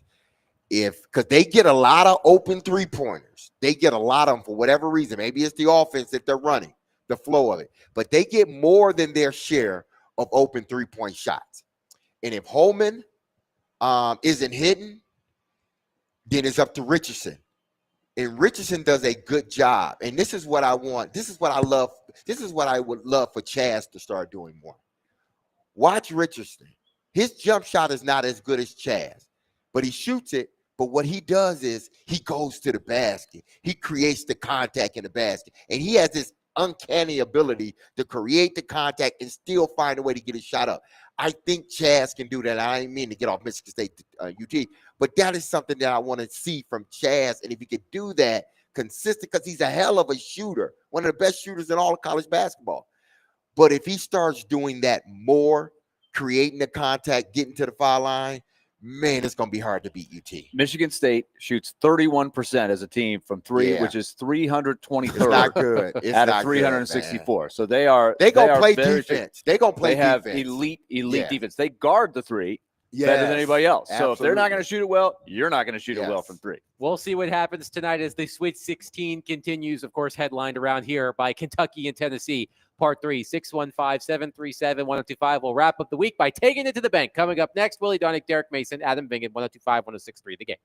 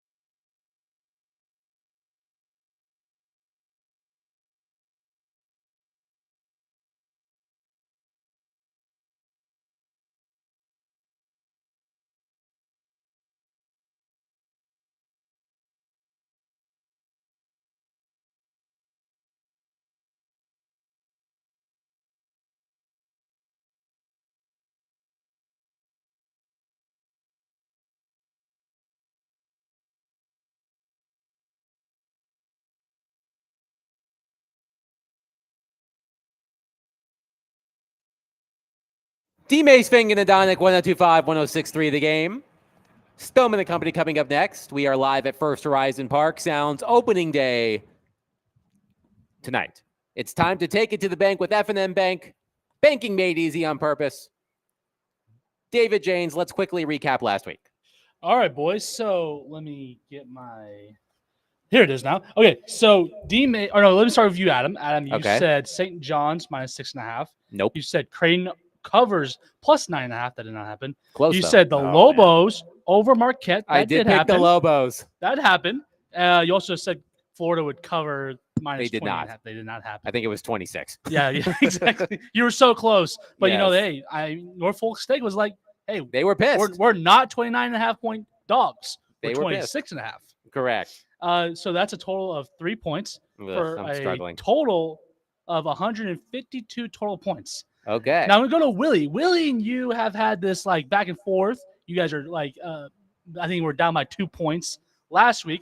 Willie, you said Ole Miss -1.5. That did happen over UNC. You said Grand Canyon +10. That never happened. Bryce Drew, I got to talk to Coach You Drew. really what happened, do. Coach Drew? You- Come on, Coach Drew. You What also- happened? What happened to the Lopes? The Lopes. And The- then you said St. John's and Creighton as well would cover with a total of 3 points, but you're only down by 2 to Will or not to Adam with 150 total points. Okay. I got to bounce back. Now Gotta bounce back. D-Mace, Creighton, that hurt. Like, Yeah, well, it you did. would It really have did. had that one too. Yes. But Creighton was right there, Yes. playing exactly how I thought they would play, and then it slipped. Yes. It slipped. now D-Mace, you had a pretty good week. Mhm. You said Arkansas +6.5. You said Chaz Lanier +20 points over UCLA. He got 20 on the dot. You also Mhm. said the Spartans 18.5. That did happen.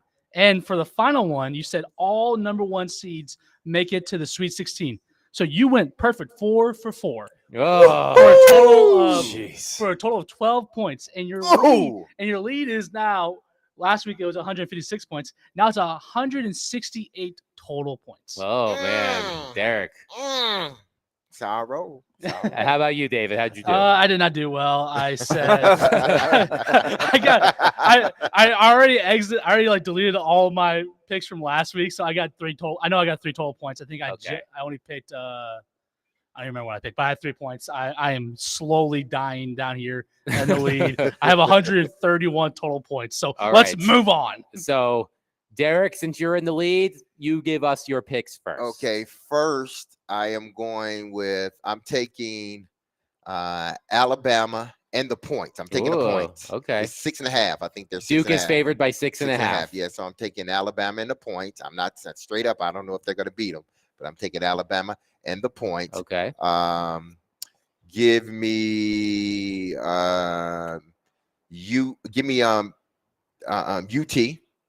UT.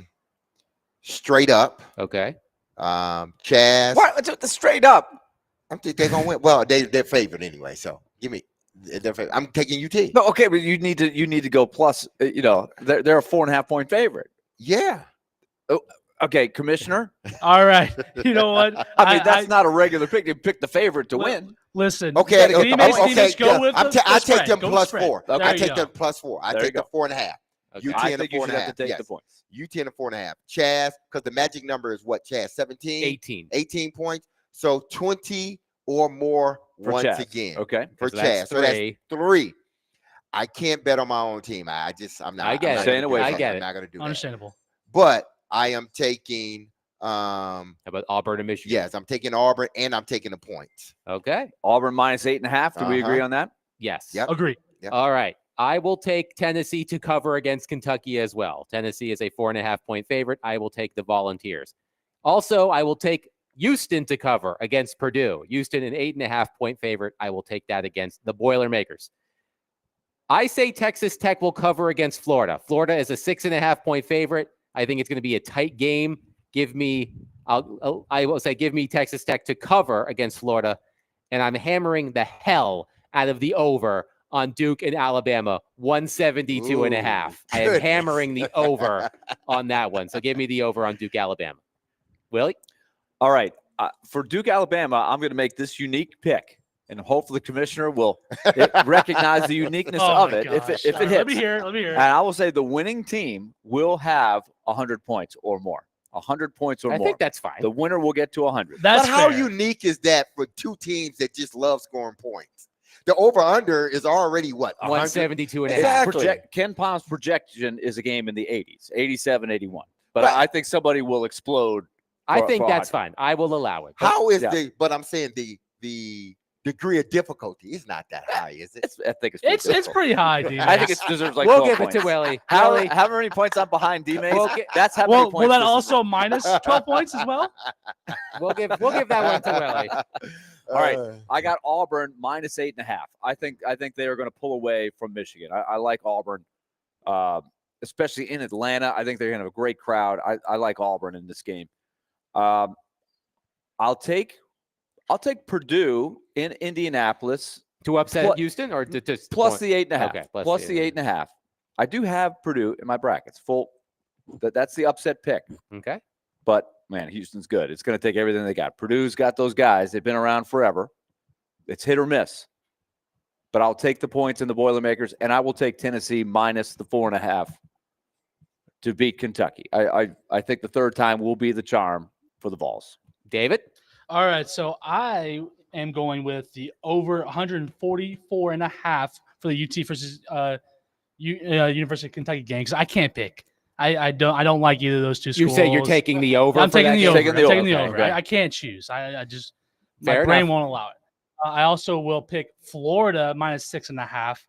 I think that's going to be. I like Florida. I like what they do. I like their game plan. I like Texas Tech, man. I think I that's know. gonna I be get a it. No, tight game. that's a good game. That's a good pick as well. But I don't know, something about Florida. And I also will be on Houston minus 8.5. I have Houston in my final, so in my bracket. So I'm hoping for that. We'll see. But also, D-Mace, this is for you, buddy. You couldn't pick Michigan State because you are a good Michigan man, a true Michigan man. Not like those other Michigan men. State man. Yeah, Michigan State All right, Michigan man. State man. You're not like those other Michigan men that like to cheat, that like to do other things. We're not going to talk about all this other stuff. So I have Michigan State making the Final Four. That's what I'm talking That's about. what I'm going to do. Go All green. right.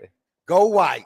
Let's go, Okay. baby. Y'all heard That's it a right degree of here. Hey, difficulty also, there. also That's the let's degree of remember. difficulty. Let's also remember this. It's January. It's February. It's Izzo, baby. That's right. I'm glad I didn't say that. I'm surprised I didn't say that.